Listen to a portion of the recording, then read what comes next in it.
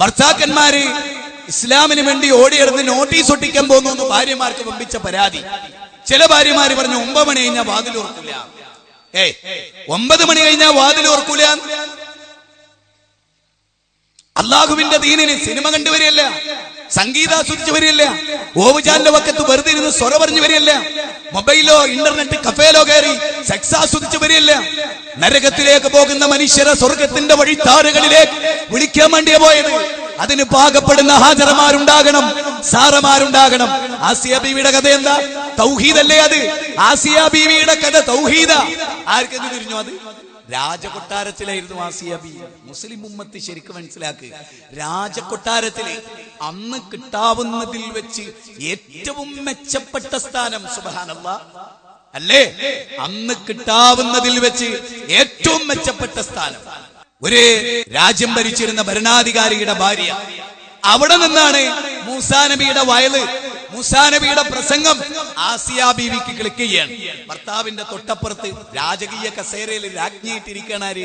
ആസിയ ബീവി. ആ മഹാസദസ്സിൽ അല്ലേ, ഖുർആൻ എങ്ങനെയല്ലേ പറ, ആ മഹാസദസ്സിൽ ഫിറൗനിന്റെ തൊട്ടപ്പുറത്ത് ഫിറൗനിനോട് ചേർന്ന് കസേരയിട്ട് അവിടെ ഇരിക്കുകയാണ് ആസിയ ബീവി.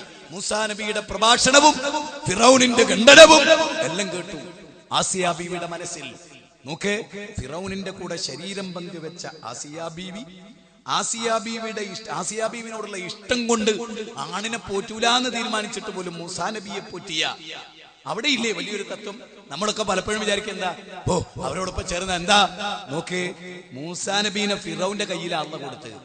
മൂസാ നബീന്റെ നാശത്തിന് കാരണക്കാരനാകാൻ പോകുന്ന മൂസാ നബിയെ ഫിറൗന്റെ കയ്യിൽ കൊടുത്ത് വളർത്തി. അതാ അല്ലാഹു ഖൈറുൽ മാക്കിരീൻ.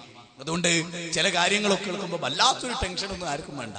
പിന്നെ മനുഷ്യനാണ്, ഭാവി അറിയാത്തതുകൊണ്ട് എന്താവും എന്നുള്ളൊരു ആധിക്യം ഉണ്ടാവും. അത് അള്ളയും ഇസ്ലാമും ഒക്കെ അനുവദിച്ചാൽ. പക്ഷെ അതൊന്നും ഈമാനിന് കൂട്ടം തട്ടിക്കരുത് എന്ന് മാത്രം. മക്കൾ മരിച്ചു എന്ന് പറഞ്ഞാൽ കരച്ചിലുണ്ടാവും. മക്കൾ മരിക്കണമെന്നില്ല, മക്കൾക്കൊരു മുറി പറ്റിയ കരയില്ല. എന്തിന്? നമുക്ക് ഇഷ്ടപ്പെട്ട ഒരു സുഹൃത്ത് ഒരു നാട്ടിൽ നിന്ന് പോവുക എന്ന് പറഞ്ഞാൽ അതിനറിയില്ല. അതൊക്കെ അള്ളാഹ് അനുവദിച്ച കാരുണ്യത്തിന്റെ ഭാഗം. അതല്ലേ ഞാൻ പറഞ്ഞു. അത് കേൾക്കുമ്പോഴേക്ക് കയറെടുത്ത് അങ്ങോട്ട് ചാടി, അവിടുന്ന് ബേഗെടുത്ത് ഇങ്ങോട്ട് പോയി, അവിടുന്ന് ഇങ്ങോട്ട് പോയി. അതൊന്നും വിശ്വാസികൾക്ക് ചേർന്നത്, ഇന്ന് മുഅ്മിനുകൾക്ക് ചേർന്നതല്ല. ജീവിതത്തിൽ ഒരു കയറ് കെട്ടി തൂങ്ങി മരിച്ചു കളയാ, വിഷം കുടിച്ചു മരിച്ചു കളയാ, അതൊന്നും വിശ്വാസികളെ നമുക്ക് പറഞ്ഞതല്ല. ഖാലിദൻ മുഖല്ലദൻ ഫീഹി അബദാ. ഒരിക്കലും ആ 3 പദപ്രയോഗം എന്നറിയോ? 3 ഒരേ കാര്യം തന്നെ പറയും. എന്നെന്നും നരകാവകാശികളായിരിക്കും നിങ്ങൾ, ഒരിക്കലും രക്ഷപ്പെടൂല. അപ്പൊ കരച്ചിലും പിടിച്ചിലും ഒക്കെ മനുഷ്യ സഹജമാണ്. പക്ഷേ ഒന്നും കൺട്രോൾ വിടൽ ഒരു മുഅ്മിന് പാടില്ല. ആസിയ ബീവി പിന്നെ പറഞ്ഞ എന്താ? പടച്ചോനെ, ഇന്ദക ബൈതം ഫിൽ ജന്ന, എനിക്ക് ഈ കൊട്ടാരം ഒന്നും വേണ്ട അല്ലാഹ്, എനിക്ക് അവിടെ ഒരു വീട് മതി. അവിടെ വീട് ഉണ്ടാക്കാൻ വേണ്ടി ശ്രമിച്ചോളി, അവിടെ വീട് കിട്ടാൻ വേണ്ടി ശ്രമിച്ചോളൂ എന്നാ പറയും. അതുകൊണ്ട് ഞാൻ വളരെ പ്രധാനമായി പറയുന്നു, അഖീദയിലെ ഈ ഒരു വശം ഞാൻ ആ ഭാഗം അങ്ങനെ വിടുന്നു. രണ്ടാമതായി പ്രവാചകന്മാരാരാ?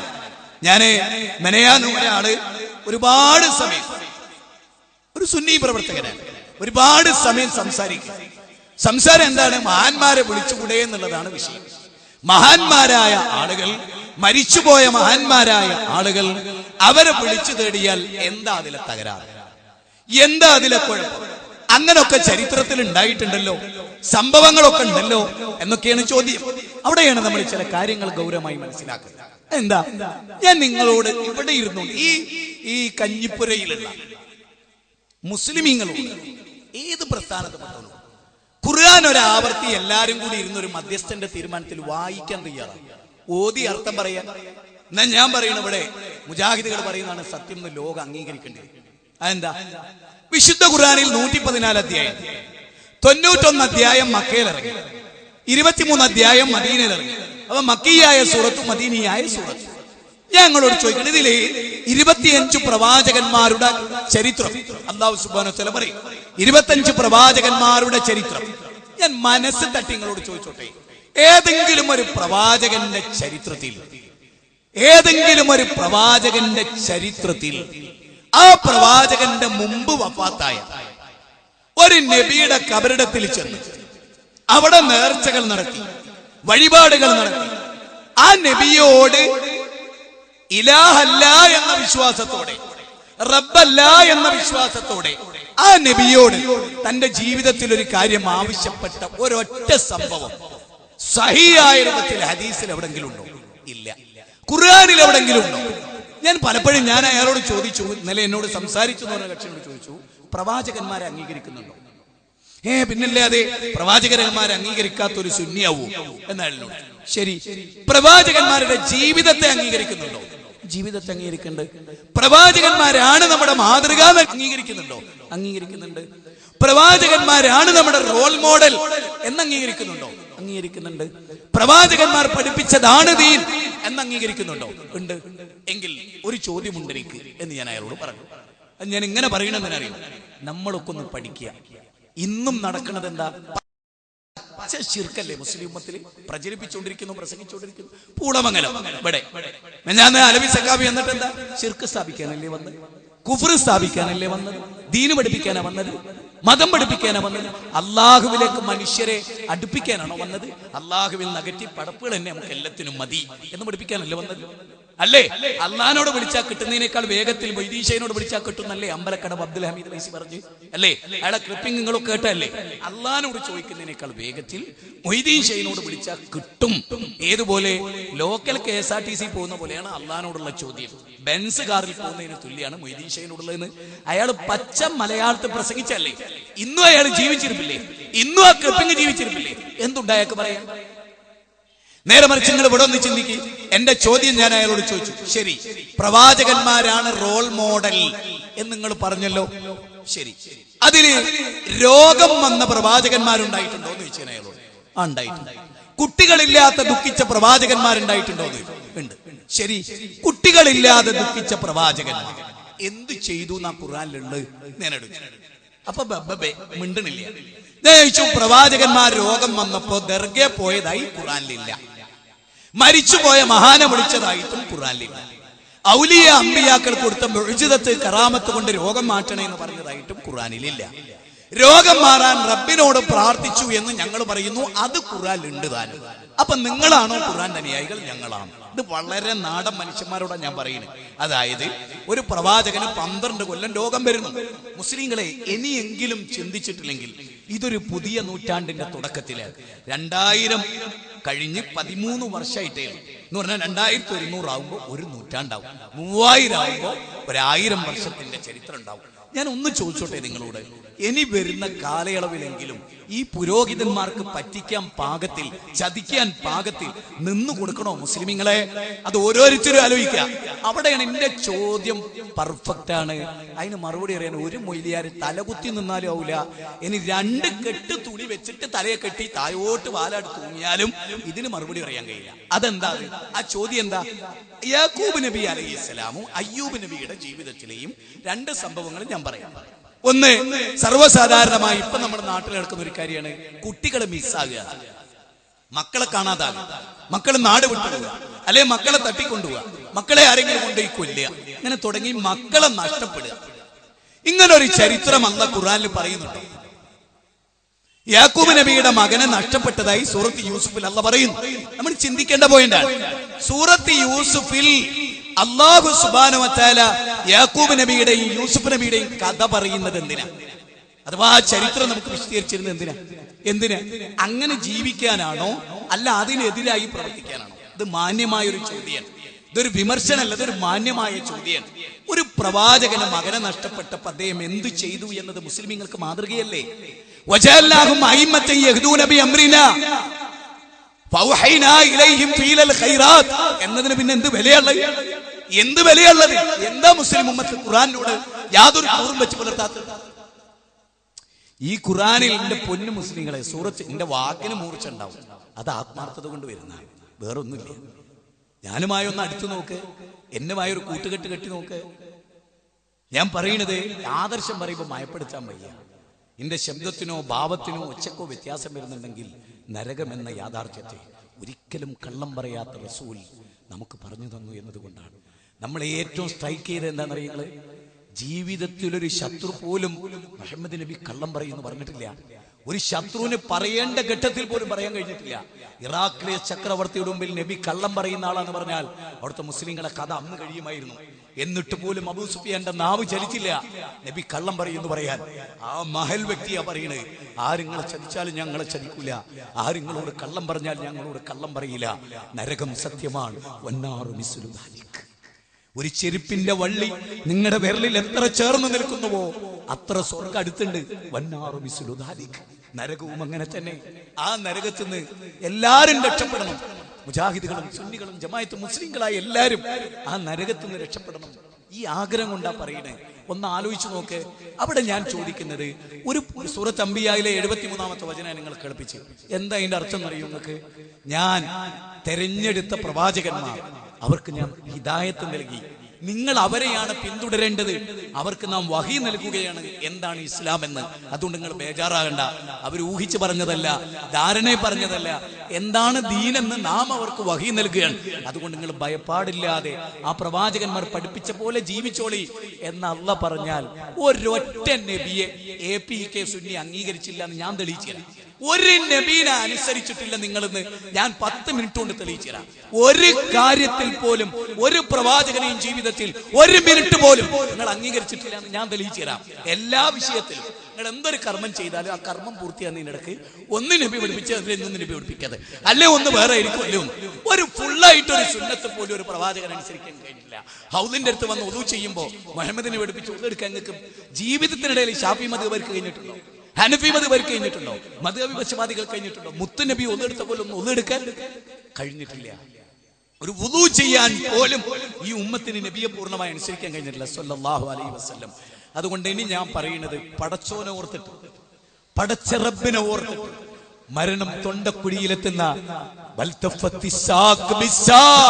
എന്ന് പറയുന്ന കണങ്കാലും കൂടിപ്പണയുന്ന ആ ഒരു സമയല്ലേ മക്കളെ, ആ ഒരു സമയത്ത് ഓർത്തിട്ടെങ്കിലും, ആ കണങ്കാലും കൂടിപ്പണഞ്ഞ് മരണമുറപ്പാകുന്ന ആ ഘട്ടത്തെ ഓർത്തെങ്കിലും എന്ന് ഞാൻ പറയുന്നത് നിങ്ങൾ ശരിക്കും ഓർക്കണം. നോക്ക്, ഒരു പ്രവാചകന് മകനെ നഷ്ടപ്പെടുകയാണ്. അള്ളാഹുവിനെ ഏറ്റവും ഇഷ്ടപ്പെട്ട ഒരു പ്രവാചകനാകാൻ പോകുന്ന യൂസുഫ് നബിയെ നഷ്ടപ്പെടുകയാണ്. എന്താ ശരിക്കുണ്ടായത്? യാക്കൂബ് നബിക്ക് മുമ്പ് ഒരുപാട് പ്രവാചകന്മാർ കഴിഞ്ഞു പോയിട്ടുണ്ട്. ഒരുപാട് പ്രവാചകന്മാർ ഈ മണ്ണിൽ അന്ത്യവിശ്രമം കൊള്ളുന്നുണ്ട്. യാക്കൂബ് നബി മകനെ നഷ്ടപ്പെട്ടപ്പോ ഏതെങ്കിലും ഒരു നബിയുടെ ദർഗയിലേക്ക് നേർച്ച നേർന്നോ? ഏതെങ്കിലും ഒരു നബിയുടെ ദർഗയിലെത്തിയോ? ഏതെങ്കിലും ഒരു ക്ഷേത്രത്തിൽ നേർച്ച നേർന്നോ? പറയണം. നിങ്ങൾക്ക് എവിടെ നിന്ന് കിട്ടി ഇത്? നിങ്ങൾ ഈ ചെയ്യുന്ന ചര്യ നിങ്ങൾക്ക് എവിടെ നിന്ന് കിട്ടി? ഏത് മതമാണ് നിങ്ങളത് പഠിപ്പിച്ചത്? സഹോദര, യാക്കൂബ് നബി മകനെ നഷ്ടപ്പെട്ടു എന്ന് പറഞ്ഞ മക്കൾ വന്നപ്പോ അദ്ദേഹം ചെയ്തത് എന്താ? അള്ളാഹ് പറയട്ടെ, എന്താ അള്ളാഹ് പറഞ്ഞത് നമുക്ക് കേട്ടാൽ? എന്താ പടച്ചോൻ പറഞ്ഞത് നമ്മൾ എന്താ കേൾക്കാത്തത്? എന്ത് പറ്റി നമുക്ക്? ഈ ഉമ്മത്തിന്റെ ഒരു അവസ്ഥാവിശേഷം നിങ്ങൾ ചിന്തിച്ചു നോക്ക്. അള്ളാഹ് പറയാണ്, യാക്കൂബ് നബി യൂസുഫ് നബീനെ നഷ്ടപ്പെട്ടപ്പോ ചെയ്തത് ഇന്നതൊക്കെയാണ്. അതെങ്കിലും അംഗീകരിക്കാൻ ഒരു നല്ല മനസ്സെങ്കിലും നമുക്ക് ഉണ്ടായിക്കൂടെ? ഇവിടെ നമ്മൾ സാധാരണ ചെയ്യലെന്താ? മക്കളെ നഷ്ടപ്പെട്ട പോലീസ് സ്റ്റേഷനിൽ പറയും അതൊരു ഭൗതിക കാര്യം അല്ലേ, അത് കാര്യകാരണ ബന്ധത്തിനുള്ളൊരു കാര്യമാണ്. എന്നാല് കുട്ടി നഷ്ടപ്പെട്ടു എന്ന് കേൾക്കുമ്പോഴേക്ക് ആമിനത്താത്തന്റെ മനസ്സിന്നൊരു സംഗതി, എന്റെ ബദരീങ്ങളെ, എന്റെ കുട്ടി എന്ന് പറയുമ്പോ എന്താണ് ആയിഷത്ത അതുകൊണ്ട് ഉദ്ദേശിക്കുന്നത്? എന്താണ് ആയിഷ തങ്ങൾ അതുകൊണ്ട് ഉദ്ദേശിക്കുന്നത്? നിങ്ങളുടെ കുട്ടി നഷ്ടപ്പെട്ട് അറിയുകയും കാണുകയും ചെയ്യുന്ന ബദരീങ്ങൾ കുട്ടി രക്ഷപ്പെടുത്തുന്നല്ലേ ആമിനത്താത്ത നിങ്ങൾ വിശ്വസിക്കുന്നത്? കഴിഞ്ഞില്ലേ ആമിനത്താത്ത? അതോടുകൂടി നരകം ഉറപ്പായില്ലേ? എന്ത് മഫ്തിട്ടിട്ടെന്താ, എന്ത് പർദ്ദ ധരിച്ചിട്ടെന്താ? നിസ്കാരത്തിന്റെ തയമ്പ് കാലിലും നെറ്റിത്തടത്തിലും ഉണ്ടായിട്ട് എന്തായി താത്ത? കഴിഞ്ഞില്ലേ കഥ? ഇന്നഹു മയ്യുശ്രികു ബില്ലാഹ് ഫഖദ് ഹറമല്ലാഹു അലൈഹിൽ ജന്ന. കഴിഞ്ഞില്ലേ? ആ സ്വർഗ്ഗം എന്നേക്കുമായി നഷ്ടപ്പെട്ടില്ലേ? ഫമൻ സുഹ്സിയ അനിന്നാർ വഉദ്ഖിലൽ ജന്ന ഫഖദ് ഫാസ് വമൽ ഹയാത്തുദ് ദുനിയ ഇല്ലാ മതാഉൽ ഗുറൂർ. സൂറത്ത് ആൽ ഇംറാനിലെ 185-ാമത്തെ വചനം. ഞാൻ ഇന്നലെ വളയത്ത് എന്നപ്പോൾ ഒരു ചെറിയ MSFന്റെ പ്രവർത്തനോട് പറഞ്ഞു, മോനെ രാവും വൈകുന്നേരവും ഖുർആൻ നിരന്തരമായി വായിക്കണേ മോനെ. രാവും പകലും മനസ്സിലെങ്കിലും അറിയാവുന്നൊരു സൂറത്ത് ആവർത്തിച്ചു നോക്കണേ മോനെ, പഠിക്കണേ മോനെ. ഖുർആൻ വായിച്ചാലേ മറ്റുള്ള കാര്യങ്ങളോട് ഉൾക്കൊള്ളാൻ കഴിയും മോനെ. നമ്മുടെ വിശ്വാസി സമൂഹത്തോട് എനിക്ക് പറയാനുള്ള, നോക്ക്, കേട്ടോളൂ നിങ്ങൾ.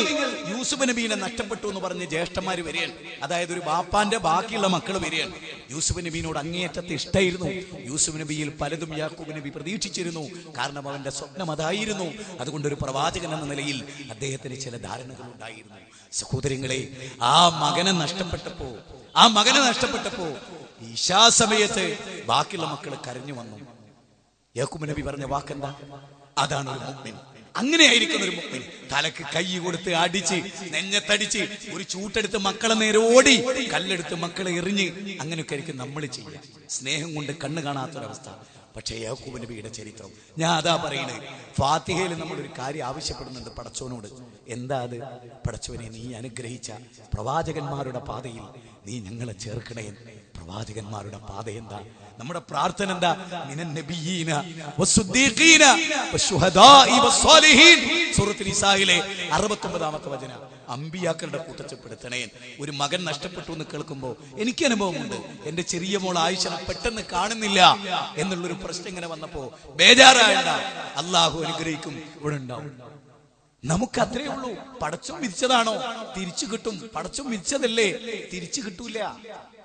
അതങ്ങനെയാണ്. അള്ളാഹ്ക്ക് ഒരു തീരുമാനം ഉണ്ടാവും. എന്ത് കാര്യത്തിലും വേദനകൾ ഉണ്ടാവും മനുഷ്യരെ. യാക്കൂബ് നബി അലൈഹി ഇസ്ലാമിന്റെ മുമ്പിൽ കുട്ടികൾ കരഞ്ഞുകൊണ്ട് വന്നു. ബാപ്പ, നിങ്ങൾ പറഞ്ഞ പോലെ യൂസുഫിനെ ചെന്നായ പിടിച്ചു എന്ന് പറഞ്ഞു. ബാപ്പ പറഞ്ഞെന്തറിയോ? കാല കാല അദ്ദേഹം പറഞ്ഞു, കാലബൽ സവ്വലതു ലക്കും അൻഫുസകും അംറാ ഫസബ്റുൻ ജമീൽ വല്ലാഹു മുസ്തആനു അലാ മാ തസിഫൂൻ. അതൊരു വല്ലാത്ത വാക്കാണ്. സൂറത്ത് യൂസുഫ് 12-ാം അധ്യായം 18-ാമത്തെ വചനം. ഇവിടെ APK സുന്നിയിലും അല്ലാത്ത പ്രസ്ഥാനത്തിലും ഒക്കെപ്പെട്ട ഇത് മുടക്കാൻ വേണ്ടി രാവും പകലും നോമ്പുവറ്റ ചെല്ലു ഒക്കെ ഉണ്ടാവുമല്ലോ. ഓലൊക്കെ ഇതൊന്ന് കേട്ടോളീം, ഒന്ന് പഠിച്ചോളീം, ഒന്ന് മനസ്സിലായിക്കൂടെ. അധ്യായം 12 18-ാമത്തെ വചനം. ഖുർആൻ ഇങ്ങനെ മറച്ചിട്ട് ഉസ്താദ് പറഞ്ഞ ആയത്ത് ഖുർആനിലുണ്ടോ എന്ന് ടെൻഷൻ അടിക്കണ്ട. ഉസ്താദ് പറഞ്ഞ ഖുർആന്റെ അധ്യായ നമ്പറും ആ വചന നമ്പറും പറഞ്ഞു. 12-ാം അധ്യായം 18. അതിലെന്താ പറയണമെന്നറിയോ? കാലബൽ സവ്വലതു ലക്കും അൻഫുസകും അംറാ. മക്കളെ, എന്തോ ഒരു കാര്യം നിങ്ങളുടെ മനസ്സിന് ഭംഗിയായിട്ട് തോന്നി, അത് നിങ്ങൾ അങ്ങ് ചെയ്തു. നിങ്ങൾക്കൊരു കാര്യം ഭംഗിയായിട്ട് തോന്നി, നിങ്ങൾക്കൊരു കാര്യം നിങ്ങളുടെ മനസ്സിനത് ഭംഗിയായിട്ട് തോന്നി, നിങ്ങളത് ചെയ്തു. അതിന്റെ പേരിൽ നിങ്ങൾ ആട്ടി ഓടിക്കാനോ വിലപിക്കാനോ നെഞ്ഞത്ത് കൈയടിച്ച് മരിക്കാനോ കയറ് കെട്ടി തൂങ്ങാനോ ഒന്നും ഞാനില്ല. ഫസബ്റുൻ ജമീൽ, ഫസബ്റുൻ ജമീൽ, ഞാൻ ഭംഗിയായി ക്ഷമിക്കുകയാണ്. വല്ലാഹു മുസ്തആനു അലാ മാ തസിഫൂൻ, വല്ലാഹു മുസ്തആനു അലാ മാ തസിഫൂൻ. എന്റെ വേദന അതാണ് പോയിന്റ്. അതാ തൗഹീദ്, അതാ തൗഹീദ്. ഏത് പ്രവാചകന്മാരാണോ ഈ KP സുന്നിക്ക് മാതൃക? പറയും, നെഞ്ചത്ത് കൈവച്ച് പറയും, നിങ്ങളുടെ ഉസ്താദുമാർ നിങ്ങളുടെ ചതിയന്മാരാണ്. നിങ്ങൾക്ക് ഏറ്റവും നരകം കിട്ടണമെന്ന് ആഗ്രഹിച്ചവർ നിങ്ങളുടെ ഉസ്താദുമാരാണ്. ഇത് ഞാൻ ആത്മാർത്ഥമായി ഇന്ന് പറയുമ്പോ നിങ്ങൾക്ക് എന്നെ തല്ലണമെന്ന് ചിലപ്പം തോന്നാ, വെറുക്കണം നിങ്ങൾക്ക് തോന്നാ. പക്ഷെ ഈ വാചകങ്ങൾ മനസ്സ് കുറിച്ച് വെച്ചോളി. മത്സരം നിങ്ങൾക്ക് ബോധ്യം വരും ഈ വാക്കിന്റെ ഗൗരവം. ഞാൻ വെറുതെ പറയല്ല. എന്താ യാക്കൂബ് നബി പറഞ്ഞു? ഫസബ്റുൻ ജമീൽ വല്ലാഹു മുസ്തആനു അലാ മാ തസിഫൂൻ. കുട്ടികളെ നഷ്ടപ്പെട്ട തങ്ങളുടെ അടുത്തെന്നോ അറിയും, കുട്ടികളെ നഷ്ടപ്പെട്ട ബീവിന്റെ അടുത്തെന്നോ അറിയും, കുട്ടികളെ നഷ്ടപ്പെട്ട ഔലിയാന്റെ അടുത്തെന്നോ ഉസ്താദോറിന്റെ അടുത്ത് എന്നോ എന്നാ പറയാ. ഞാൻ ചോദിക്കുന്നത്, നിങ്ങളുടെ മതം ഏതാണ്? നിങ്ങളുടെ മതം ഏതാണ്? ഏത് മതത്തിന്റെ ന്യായികളാണ് നിങ്ങൾ? മുഹമ്മദ് നബിയുടെ ഉമ്മത്തിൽ ഈ ഒരു സ്വഭാവമില്ല. ഇല്ല ഇല്ല ഇല്ല ഇല്ല ഇല്ല. 1000 വട്ടം പറയുന്നു ഇല്ല. ഇനി എവിടെയാ നമ്മൾ? എന്താ അദ്ദേഹം പറഞ്ഞു? വല്ലാഹു മുസ്തആനു അലാ മാ തസിഫൂൻ. എന്റെ മനസ്സിന്റെ സകല വേദനകളും ഞാൻ എന്റെ റബ്ബിനോട് പറയാണ്. എന്റെ റബ്ബിനോട് മനസ്സിന്റെ താളവും മോളവും അറിയുന്ന, ഹൃദയത്തിന്റെ തന്തുക്കൾ അറിയുന്ന, ഹൃദയത്തിന്റെ ഉള്ളിലെ അരയാലില പോലെ അവരസംതരം ചെയ്യുന്ന, മാറിമറിയുന്ന മനസ്സിന്റെ ആന്തോളനങ്ങളെ അറിയുന്ന എന്റെ നാഥനോട് ഞാൻ എന്റെ വിഷമങ്ങൾ പറയുന്നു. ഞാൻ ചോദിക്കുന്നു, ഇതെന്തിനാ അല്ലാഹു ഉദ്ധരിച്ചത്? ഈ മാതൃക എന്തിനാ അല്ലാഹു ഉദ്ധരിച്ചത്? അതെ, മാത്രമല്ല ഈ അധ്യായത്തിന്റെ തുടക്കത്തിൽ തന്നെ പറയണെന്തറിയോ? അറബിയിൽ ഈ ഗ്രന്ഥം നിങ്ങൾക്ക് ഇറക്കിയത് നിങ്ങൾ ചിന്തിച്ചു പഠിച്ചു ഉൾക്കൊള്ളാനാ. അതെ, ഈ അധ്യായത്തിൽ ഒരു മകൻ നഷ്ടപ്പെട്ടപ്പോ യാക്കൂബിന് ചെയ്ത പണി ഭൗതികമായ അന്വേഷണം വേറെ, ആത്മീയമായ അത് പടച്ചോനോടുള്ള വർത്താന. ആ പടച്ചോനോടുള്ള വർത്താനം മനസ്സ് തട്ടേണ്ട വർത്താന. എന്റെ ഈ കഞ്ഞിപ്പുരയിലെ മുസ്ലിമീങ്ങളെ, എന്റെ ക്ലാസ് കേൾക്കുന്ന മുസ്ലിമീങ്ങളെ, ഞാൻ നിങ്ങളെ ഖുർആനിലേക്ക് ക്ഷണിച്ചു. ഉണ്ടായിരുന്നു, ഉണ്ടാവാ, ഉണ്ട് എന്നൊന്നും പറയല്ല, ഉണ്ട്. 3-ാമത്തെ അധ്യായത്തിൽ. അപ്പൊ ഒരു മകൻ നഷ്ടപ്പെട്ട നമ്മൾ ആരോടാ പ്രാർത്ഥിക്കണ്ട്? നമ്മുടെ വിഷമാരുടെ മുമ്പിൽ ഇറക്കണ്ട്? ദർഗയിൽ മരിച്ചുപോയ മഹാന്റെ മുമ്പിലാണെങ്കിൽ അതല്ല യാക്കൂബ് നബിയിലൂടെ നമ്മളെ പഠിപ്പിക്കൂലേ? ആദം നബിയുടെ ഖബറിസ്ഥാൻ, അല്ലെ നൂഹ് നബിയുടെ ഖബറിസ്ഥാൻ.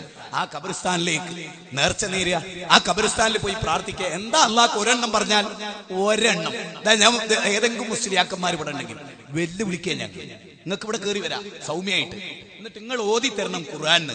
ഇന്ന നബി ഇന്ന പ്രയാസം നേരിട്ടപ്പോ ഇന്ന നബിയോട് അവരുടെ മരണശേഷം അവരോട് തേടി എന്ന് നിങ്ങൾ പറയുന്ന ഒറ്റ സംഭവം കേട്ടോ. ഇതൊരു ചങ്കൂറ്റാത്. ഈ ചങ്കൂറ്റത്തോടെ ഞാൻ പറയുന്നത് ഒരൊറ്റ സംഭവം ഇന്ന് വരെ ഉദ്ധരിക്കാൻ. എങ്കിൽ പിന്നെ നിങ്ങൾ എന്ത് നോക്കി നിൽക്കുകയാണ്? അള്ളാന്റെ ഗ്രന്ഥത്തിൽ മുജാഹിദുകൾ പറയുന്നതിനാണ് തെളിവെങ്കിൽ നിങ്ങൾ മുജാഹിദ് മെമ്പർഷിപ്പ് എടുക്കണ്ട. കാരണം മെമ്പർഷിപ്പ് തരാൻ ഞങ്ങളുടെ അടുത്ത് ഒന്നുമില്ല. നിങ്ങൾക്ക് ലെറ്റർ പേഡ് എഴുതി തരാൻ പോലും ഞങ്ങളെ കയ്യിലില്ല. ഇനി അഥവാ നിങ്ങൾ വന്നാല് നിങ്ങൾ ഞങ്ങളെ കൂടെ കയറിയിരുന്നെങ്കിൽ എടാ ജിന്നൂരി പെരുത്ത ജിന്നെ എന്ന് കേൾക്കേണ്ടി വരും. അപ്പൊ പിന്നെ നിങ്ങൾക്ക് നല്ലത് മെമ്പർഷിപ്പ് എടുക്കാണ്ട് തൗഹീദൊക്കെ സ്വീകരിച്ച് അവനാന്റെ പുരയിൽ ജീവിക്കുക എന്നുള്ളത്. കാരണം ഇനിയുള്ള കാലത്ത് അതൊക്കെ നല്ല. ഞാൻ പറയുന്നത് നമ്മളുടെ പരലോകം ഒരാളുടെയും പാപഭാരം മറ്റൊരാളെ ചുമക്കൂലട്ടോ. ഒരാളുടെയും പാപഭാരം ഒരിക്കലും വേറൊരാളെ ചുമക്കുന്ന ആരും വിചാരിക്കണ്ട. ഒരു മനുഷ്യനും വിചാരിക്കേണ്ട ഒരു കാര്യത്തിൽ. അതുകൊണ്ട് ഞാൻ ഈ പോയിന്റ് ഒന്നുകൂടെ പറയണം. യാക്കൂബ് നബിക്ക് മകനെ നഷ്ടപ്പെട്ടു, ശരി. അടുത്ത കേട്ടോ, ബിന്യാമിനെ നഷ്ടപ്പെട്ടു. അപ്പോഴും യാക്കൂബ് നബി ചെയ്തത് എന്താ? അതും സൂറത്ത് യൂസുഫ് പറയാണ്. പടച്ചോനോട് പറഞ്ഞു, മകൻ എവിടെയാന്ന് പോലും അറിയില്ല. കരഞ്ഞു കരഞ്ഞ് കണ്ണ് വെളുത്തുപോയി എന്നാ അള്ള പറഞ്ഞു. എന്നാ യാക്കൂബ് നബി പറയേണ്ടത് എന്താ? എന്റെ മോൻ ഇന്നടത്തുണ്ട്. പണ്ട് ഒരു തള്ള പറഞ്ഞ കഥ കേട്ടിട്ടുണ്ട്. അതായത് മുസ്ലിയാര് ഇങ്ങനെ ആക്കി, മുസ്ലിയാര് ഇങ്ങനെ. അപ്പൊ തള്ള ചോദിച്ചു, എന്താ മുസ്ലിയാർ ഇത് വെറുതെ ഇങ്ങനെ ആക്കി? ആ മുസ്ലിയാർ നിങ്ങൾ എന്താ വിചാരിച്ചേ? പരിശുദ്ധ ഹറമിൽ നായി കയറി ഞാൻ ഇവിടുന്ന് ആട്ടിയതാണ്. പരിശുദ്ധ ഹറമിൽ നായ കയറി ഞാൻ ഇവിടുന്ന് ആട്ടിയതാണ്. പിറ്റേന്ന് രാവിലെ മൊയ്ലിയാർക്ക് ഈ താത്താന്റെ വീട്ടിലായിരുന്നു ചോറ്. താത്ത എന്ത് ചെയ്തെന്നറിയോ? പ്ലേറ്റിന്റെ അടിയിൽ ചിക്കൻ കറിയും പൊരിച്ചതും ഒക്കെ വെച്ച് പ്ലേറ്റിന്റെ അടിയിൽ വെച്ച് ചോറ് അതിന്റെ മുകളിലാക്കി ഇങ്ങനെ കൂമ്പാരാക്കി ഉസ്താദിന്റെ മുമ്പിൽ അവിടെ കൊണ്ടുപോയി വെച്ചു. ഏത് ഉസ്താദിന്റെ? മക്കത്ത് നായ കയറിയ ഇവിടുന്ന് കണ്ട് ആട്ടിയ ഉസ്താദിന്റെ പ്ലേറ്റിൽ എന്ത് കൊണ്ടുവച്ച്? ഇറച്ചിയൊക്കെ അടിയിൽ വെച്ച് ചോറൊക്കെ അതിന്റെ മുകളിലിട്ടു. എന്നിട്ട് ഉസ്താദിന്റെ മുമ്പിൽ അവിടെ കൊണ്ടുവച്ചു. ഇത്താത്ത അടുക്കളയിലേക്ക് തന്നെ പോയി. കുറേ സമയം കഴിഞ്ഞിട്ട് ഇത്താത്ത വെറുതെ നീണ്ടു നോക്കിയ. അപ്പം വലിയാരിങ്ങനെ കുത്തിരിക്കുക, കുന്തം മുണിങ്ങിയമായിരി. കറിപ്പം വരും, ചിക്കനിപ്പം വരും, മട്ടനിപ്പം വരും എന്ന് കഴിച്ചു. അപ്പൊ ചോദിച്ചു, എന്താ നിങ്ങൾ തിന്നാത്ത ഉസ്താദേ? ഒന്നുമില്ല, ചിക്കനില്ല, കറിയില്ല, ഒന്നുമില്ല. അപ്പൊ ഇത്താത്ത ചോദിക്കണത്രേ, ഒരു ബെർലിന്റെ എത്ര താഴെ, ഇത് ചോറിൽ ഒരു ബെർലിന്റെ എത്ര താഴെ ചിക്കനും കറിയും ഉണ്ടായിട്ട് അത് കാണാത്ത നിങ്ങളാ മക്കത്ത് നായി കയറിയ കണ്ട് പോയും കേൾക്കാറുണ്ട് എണീറ്റ്. ആ ഒരു ഈമാനെങ്കിലും നമ്മളെ മനുഷ്യന്മാർക്ക് വേണ്ടേ? നിങ്ങളുടെ ആലോചിച്ച് നോക്ക്. മക്കത്ത് നായ കയറി മൂപ്പര് പെടുന്ന് കണ്ട്, മൂപ്പരെ പൊരേ കള്ളം കയറി സ്വർണ്ണാഭരണം ഭാര്യന്റെ കഴുത്ത് തപ്പി കൊണ്ടുപോയത് മൂപ്പര അറിഞ്ഞില്ല. മൂപ്പരാണ് അത്ര ഔലിയ. നിങ്ങൾക്ക് എന്ത് പറ്റുണ്ടോ മനുഷ്യന്മാരെ? നിങ്ങൾക്കൊക്കെ ഈ ഭ്രാന്തമായിട്ട് മനുഷ്യനാണ് ജീവിക്കണ്ടല്ലോ മണ്ണില്. ഞാൻ നിങ്ങൾക്ക് ഏറ്റവും വലിയൊരു ഉദാഹരണം പറഞ്ഞുതരാം. ഇപ്പൊ കൈനോട്ടം എന്ന് പറഞ്ഞിട്ടൊരു സംഗതി ഉണ്ടല്ലോ, അതിന്റെ ഏറ്റവും വലിയൊരു അയാൾക്കൊന്നും അറിയില്ല എന്നുള്ളതിന്റെ ഒരു തെളിവ് ഞാൻ നിങ്ങൾക്ക് പറഞ്ഞുതരാം. കൈനോട്ടക്കാരനോട് നിങ്ങൾ രണ്ട് ചോദ്യം ചോദിക്കും. ഇപ്പൊ നമ്മൾ പോകുമ്പോൾ കൈ നോക്കി ലക്ഷണം പറയാലോ അല്ലേ? അപ്പൊ തന്നെ മനസ്സിലായില്ല അയാൾക്ക് ഒരു ഭാവി അറിയില്ല. നല്ലൊരു മുജാഹിദായ എന്നെയാ വിളിച്ച് ഒരിക്കലും ഞാൻ അതിനെതിരെ പ്രസംഗിക്കുന്നവനാണെന്ന് ഞാൻ കൈനോട്ടം നോക്കൂല എന്നുള്ള കാര്യം മൂപ്പർക്ക് അറിയെങ്കിലും അറിയോ? ഒന്ന്. രണ്ട്, നിങ്ങൾ അയാളോട് ചോദിക്കുക, ഇന്ന് രാവിലെ മുതൽ വൈകുന്നേരം വരെ എത്ര ആളെ കൈ നിങ്ങൾ നോക്കുന്നുള്ള ഭാവി, നിങ്ങൾ അന്നത്തെ ഭാവി അത് നിങ്ങൾ പറഞ്ഞു തന്നാ നിങ്ങൾ പറയുന്ന പണിയാൻ എടുക്കും. അതൊക്കെ പറയാൻ കഴിയോ? അയാൾക്ക് പറയാൻ കഴിയോ? വേറൊന്നും ചെയ്യാനുള്ളത് അയാളോടൊക്കെ ചെയ്യേണ്ട പണി എന്താന്ന് ചോദിക്കാം. 10 മിനിറ്റിനുള്ളിൽ ഇവിടെ ഒരു സംഭവം നടക്കാൻ പോകുന്നുണ്ട്, അതിന്റെ ഭാവി നിങ്ങൾക്ക് അറിയോന്ന് ചോദിക്കാം. അപ്പൊ അയാൾ ഇങ്ങനെ വീച്ചു നിൽക്കും, ചെവിക്കുറ്റിക്കൊക്കെ ഒറ്റ അടി. എന്നിട്ട് ചോദിക്കുക, 5 മിനിറ്റ് ഇത് ഞാൻ തല്ലു നിങ്ങൾക്ക് ഓർമ്മ ഉണ്ടായിരുന്നു? മനസ്സിലായില്ലേ? ഈ ജാതി ആളുകളല്ലേ ചതിക്കാൻ ചെല്ലണത് ജനങ്ങളെ? ഇതൊക്കെ പൊട്ടീസാണ്. അപ്പൊ നിങ്ങൾ ചോദിക്കും, ചിലതൊക്കെ ശരിയാണല്ലോ. അതാണല്ലേ നമ്മൾ പറഞ്ഞ പിശാചിട്ട് കൊടുക്കണാണ്. അതാ റസൂല് പറഞ്ഞു, ആ സായിറന്മാർക്കും ഇതുപോലുള്ള ആളുകൾക്കും പിശാചിട്ട് കൊടുക്കണാണ്. അത് വിശ്വസിക്കാനാ ആമിനത്ത കുറത്തികള് വീട്ടില് പല നാടുകളിൽ നിന്നും അവര് അമ്മ കൈ നോക്കണമ്മ, നല്ല മുഖകാന്തി ഇருக்கு എന്നൊക്കെ പറഞ്ഞു വരും. അപ്പൊ ആയിഷാത്ത ഓടി ചള്ളട്ടാടി ഇരുന്നിട്ട് നോക്കി ഇടിയോന്ന്. എന്തിനാത്?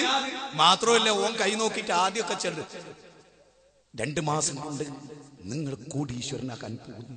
ഓൻ ടെൻഷൻ അടിച്ച് അപ്പൊ തന്നെ മരിച്ചു. ഓന്റെ ജീവിതത്തിൽ 10 രൂപയോ കണ്ടിട്ടില്ല. പിന്നെ പറയും, നിങ്ങളുടെ മകന് ക്യാൻസർ ആകാൻ. എന്തിനാത്? നാളെ അടക്കാനിരിക്കുന്ന ഇപ്പോഴേ അറിഞ്ഞ് ടെൻഷൻ അടിപ്പിക്കണേ. ഞാൻ പറയണ ഇതെല്ലാം തട്ടിപ്പാണ്. ഇതെല്ലാം എന്താണ്? ചതിയാണ്, വഞ്ചനയാണ്. ഇതിലൊന്നും ഒരർത്ഥമില്ല. നബി സല്ലല്ലാഹു അലൈഹി വസല്ലം എത്ര ആളെ ഇങ്ങനെ ഇരുന്നിട്ടുണ്ട്? ഇല്ല കൂട്ടരെ. അതുകൊണ്ട് ശരിക്ക് തൗഹീദ് പഠിച്ചിട്ട് വേണം ഇവിടെ ഇറങ്ങിപ്പോകാൻ. 2, മഹാനായ ഇബ്രാഹിം നബി അലൈഹിസ്സലാം. എന്തിനാ അല്ലാഹു ഇബ്രാഹിം നബിയുടെ കദ്കാനത്തുലക്കും ആ വാചകൊന്ന് ആ ഖുർആനിലെ 60-ാം അധ്യായം 4-ാമത്തെ വാചകൊന്ന് ഇന്ന് രാത്രി അതെങ്കിലും ഒന്ന് പഠിക്കാൻ എന്റെ പ്രിയപ്പെട്ട യുവാക്കളെ, സംഗീതം എയർഫോണിലൂടെ കർണപുടങ്ങളിൽ ചെന്ന് അല്ലെങ്കിൽ ഹൃദയത്തിന്റെ തന്തുക്കളിൽ ആന്തോളനം സൃഷ്ടിച്ച് വൃത്തികെട്ട ചിന്തയുമായി രാത്രി കിടക്കുന്ന പ്രിയപ്പെട്ട യുവാവേ, നീ ആ കദ്കാനത്തുലക്കും ഉസ്വത്തുൻ ഹസനത്തുൻ ഫീ ഇബ്രാഹിം എന്ന ആയത്തൊന്നും മനസ്സിരുത്തി. ഇബ്രാഹിം നബിനെ കണ്ണ് കാണൂലോ കാബത്തിൽ ചെന്ന ആ ഇബ്രാഹിം നബീനെ സ്വപ്നത്തിൽ കാണുന്ന പോലെ കാണാൻ കഴിയും. നമുക്ക് എങ്ങനെ കാണാൻ കഴിയും? അങ്ങനെ ഹദീസിൽ ഇബ്രാഹിം നബിയുടെ രൂപം വരെ വിശദീകരിച്ചിട്ടുണ്ട്. അറിയാം നിങ്ങൾക്ക്? ഇബ്രാഹിം നബിയെ കണ്ടു ഞാൻ സ്വർഗത്തിൽ. ചോദിച്ചു എന്നാണ്, അത് ആരാത്? ഒരു പൂന്തോട്ടത്തിൽ അത് ആരാ മനുഷ്യൻ? ആ നീണ്ട ഹൈറ്റുള്ള നല്ല നീളക്കുപ്പായിട്ട് താടി നീണ്ട് നെഞ്ചകത്തേക്ക് താടി നീണ്ട് കുട്ടികൾ ചുറ്റിലും ഓടിക്കളിക്കുന്ന മനുഷ്യൻ ആരാ? അതാണ് ഖലീലുല്ലാഹ് ഇബ്രാഹിം നബി അലൈഹിസ്സലാം. ക്ലീൻ ഷേവ് ചെയ്ത സായിപ്പായിരുന്നില്ല ഇബ്രാഹിം നബി. സിഫത്ത് എന്താണ്? നീണ്ട താടി. ഹാറൂൻ നബിന്റെ താടിന്റെ പ്രത്യേകത എന്താ? പൊക്കിള് വരെ നീണ്ട താടി അല്ലേ? ഇതല്ലേ പ്രവാചകന്മാരെ ഫിത്രത്തുൽ ഇസ്ലാം അല്ലെ? ഏറ്റവും പ്രധാനപ്പെട്ട എന്താ? എല്ലാ നബിമാർക്കും താടി ഉണ്ടായിരുന്നു. മീശയും താടിയും പഠിച്ച ഒറ്റ നബിയും ദുനിയാവിലുണ്ടായിരുന്നു. മീശ വെട്ടി താടി നീട്ടിയ മാത്രമല്ല, പരലോകത്തെ നമ്മൾ ചെല്ലുമ്പോ 1.25 ലക്ഷത്തോളം അമ്പിയാ മുർസലീങ്ങൾ നീണ്ട താടിയുമായി. ദാവൂദ് നബിയുടെ അനുയായികൾ ഒരാളൊരു നാട്ടിൽ ചെന്നപ്പോ താടി പഠിച്ചു കളഞ്ഞു. അവിടുത്തെ രാജാവ് ഒരു ഭാഗം മാത്രം പഠിച്ചു. എന്നിട്ട് അവര് ചോദിക്കാണ്, ഞങ്ങൾ അങ്ങോട്ട് വരട്ടെ. അപ്പൊ ദാവൂദ് നബി പറയണത്, വേണ്ട, താടി ഇല്ലാത്തവർ ഈ ഗ്രാമത്തിലേക്ക് പ്രവേശിക്കണ്ട. ദാവൂദ് നബി പറഞ്ഞ താടില്ലാത്തോല്, അതുകൊണ്ട് നിങ്ങളുടെ ഈ ഭാഗം വളർന്ന് ഇതുപോലെ ആയ ശേഷം ഇങ്ങോട്ട് വന്നാതി. അപ്പൊ ഇസ്ലാം എന്താ? മതം മറന്ന മുസ്ലിം ഉമ്മത്തെ ഇസ്ലാം എന്താ? ചില പുരുഷന്മാരൊക്കെ ഒരു പർദ്ദയും കൂടിയിട്ടാ നമ്മൾ വിചാരിക്കും യൂറോപ്പിൽ നിന്ന് വന്ന പെണ്ണ.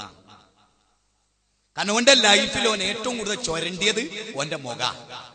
ഓനെ 80 ലക്ഷത്തിന്റെ ഒക്കെ ബ്ലേഡ് വാങ്ങിയിട്ടുണ്ടാവും ഓന്റെ 60 വർഷത്തിനിടയിൽ. കാരണം ഒരു ദിവസം തന്നെ 3 ട്രിപ്പൊക്കെ കാച്ചുദൂരുണ്ട്. മനസ്സിലായില്ലേ? ഇങ്ങനെ ആയിട്ട് പഹേന്റെ കൈ പോലും കൊഴിഞ്ഞു പോകുന്നില്ലല്ലോ അല്ലേ? നിങ്ങൾ ആലോചിച്ച് നോക്കി, ഏറ്റവും വലിയ ഹറാമ് ഡെയിലി 3 തവണ അത് ചെയ്യ ആളുകൾ. ആലോചിക്കണം, നമ്മൾ ശരിക്കും ചിന്തിക്കണം. താടിയുള്ളവരെ നിങ്ങൾ ഭാഗ്യവാന്മാർ. കാരണം എന്താ? 1.25 ലക്ഷത്തോളം അമ്പിയാ മുർസലീങ്ങളെടുത്ത് നമുക്ക് അല്ലെങ്കിൽ എന്തറിയോ, ദേശത്തിലും വിധാനത്തിലും ഒക്കെ പവറുള്ളവരെ കൂടെ നിൽക്കാൻ ചില ആളുകൾ, ഉസ്താദേ നിങ്ങളുമായി താടിയൊന്നും നിങ്ങൾ കൂടെ എനിക്കൊരു ചെറിയ വിഷമുണ്ട് എന്ന് പറയും. അവിടെയോ പരലോകത്ത് എല്ലാ നബിമാരെയും താടി നല്ല സമൃദ്ധം. എന്ന് നോക്കും, അതാരാ? ഇബ്രാഹിം നബി നല്ല താടി. അതാരടാ? അത് ദാവൂദ് നബി അലൈഹിസ്സലാം നല്ലതാ. അതാരടാ? മൂസാ നബി. ഹാറൂൻ നബിയുടെ അപ്പുറത്ത് എന്താടാ പൂക്കള് വരെ എന്താടാ താടി?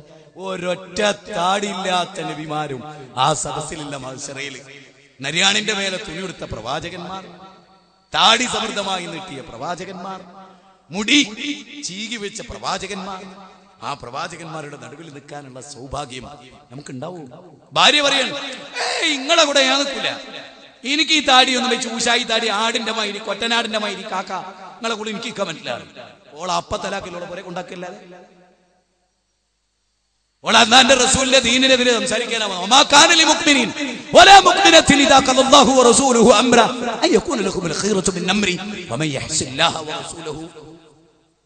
ഞാനിത് പറയുമ്പോ കഴിഞ്ഞ ഒരാഴ്ച മുമ്പ് കോടതിയിൽ ഒരു സംഭവം നടന്നു. കാഞ്ഞങ്ങാട് പ്രദേശത്തുള്ള ഒരു ഹിന്ദു കുടുംബത്തിലെ കുട്ടി ഇസ്ലാം സ്വീകരിക്കുക കോടതിയിൽ വെച്ച്. അപ്പോ ജഡ്ജിയും വക്കീലും ഒക്കെ ആയിട്ട് വാദപ്രതിവാദവും ഒക്കെയാണ്. അപ്പോ നിന്നെ സംരക്ഷിക്കാൻ ആരാണ്? നീ ജോലി ചെയ്യുന്ന കടയിലുള്ളവരൊക്കെ അന്യന്മാരാണ്. ഞാൻ വിവാഹം കഴിക്കും. ആരെയാ നീ വിവാഹം കഴിക്കുക? ഏത് പുരുഷനാ നിനക്ക് വേണ്ട? ഈ കുട്ടി, ഈ ഹിന്ദു മതത്തിൽ ഇസ്ലാം സ്വീകരിച്ച കുട്ടി പറയാണ്, എനിക്ക് AP സുന്നി വേണ്ട, EK സുന്നി വേണ്ട, ജമാഅത്തെ ഇസ്ലാമി വേണ്ട, മങ്കട വേണ്ട, നവമടപൂരികൾ വേണ്ട, കഴിഞ്ഞ മടപൂരികളും വേണ്ട, സൈമടപൂരിന്റെ നേതൃത്വത്തിലുള്ളതും വേണ്ട, AP അബ്ദുൽ ഖാദർ നേതൃത്വത്തിലുള്ളതും വേണ്ട, എനിക്ക് ജിന്നൂരി എന്ന് വിളിക്കുന്ന കൂട്ടത്തെ പെട്ടോല് കിട്ടിയത് ഒരിക്കേ ശരിക്കുള്ള ദീനുള്ളൂ. ഇത് കഴിഞ്ഞ ആഴ്ച നടന്ന കേരളത്തിന്റെ കോടതിയിൽ.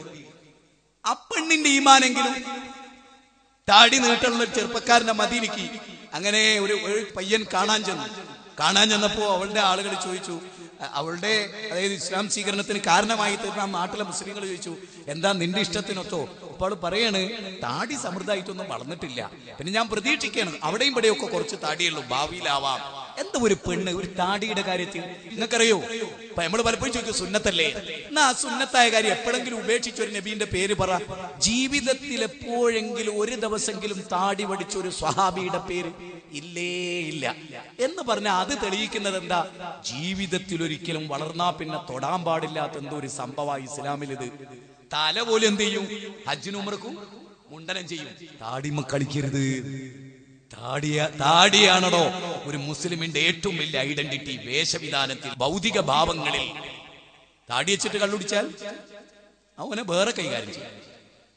താടി വെച്ച് വ്യഭിചരിച്ചാൽ അതോനെ വേറെ കൈകാര്യം ചെയ്യണ്ടേ കേട്ടോ. അപ്പോ മനസ്സിലല്ല താടി വെച്ച്, ഓൻ വെറും മുഖത്താണ്.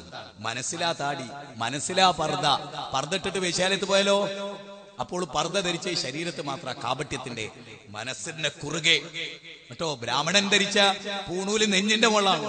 പർദ്ദ ധരിക്കേണ്ടത് ഹൃദയത്തിന്റെ തന്തുക്കളിലാണ്.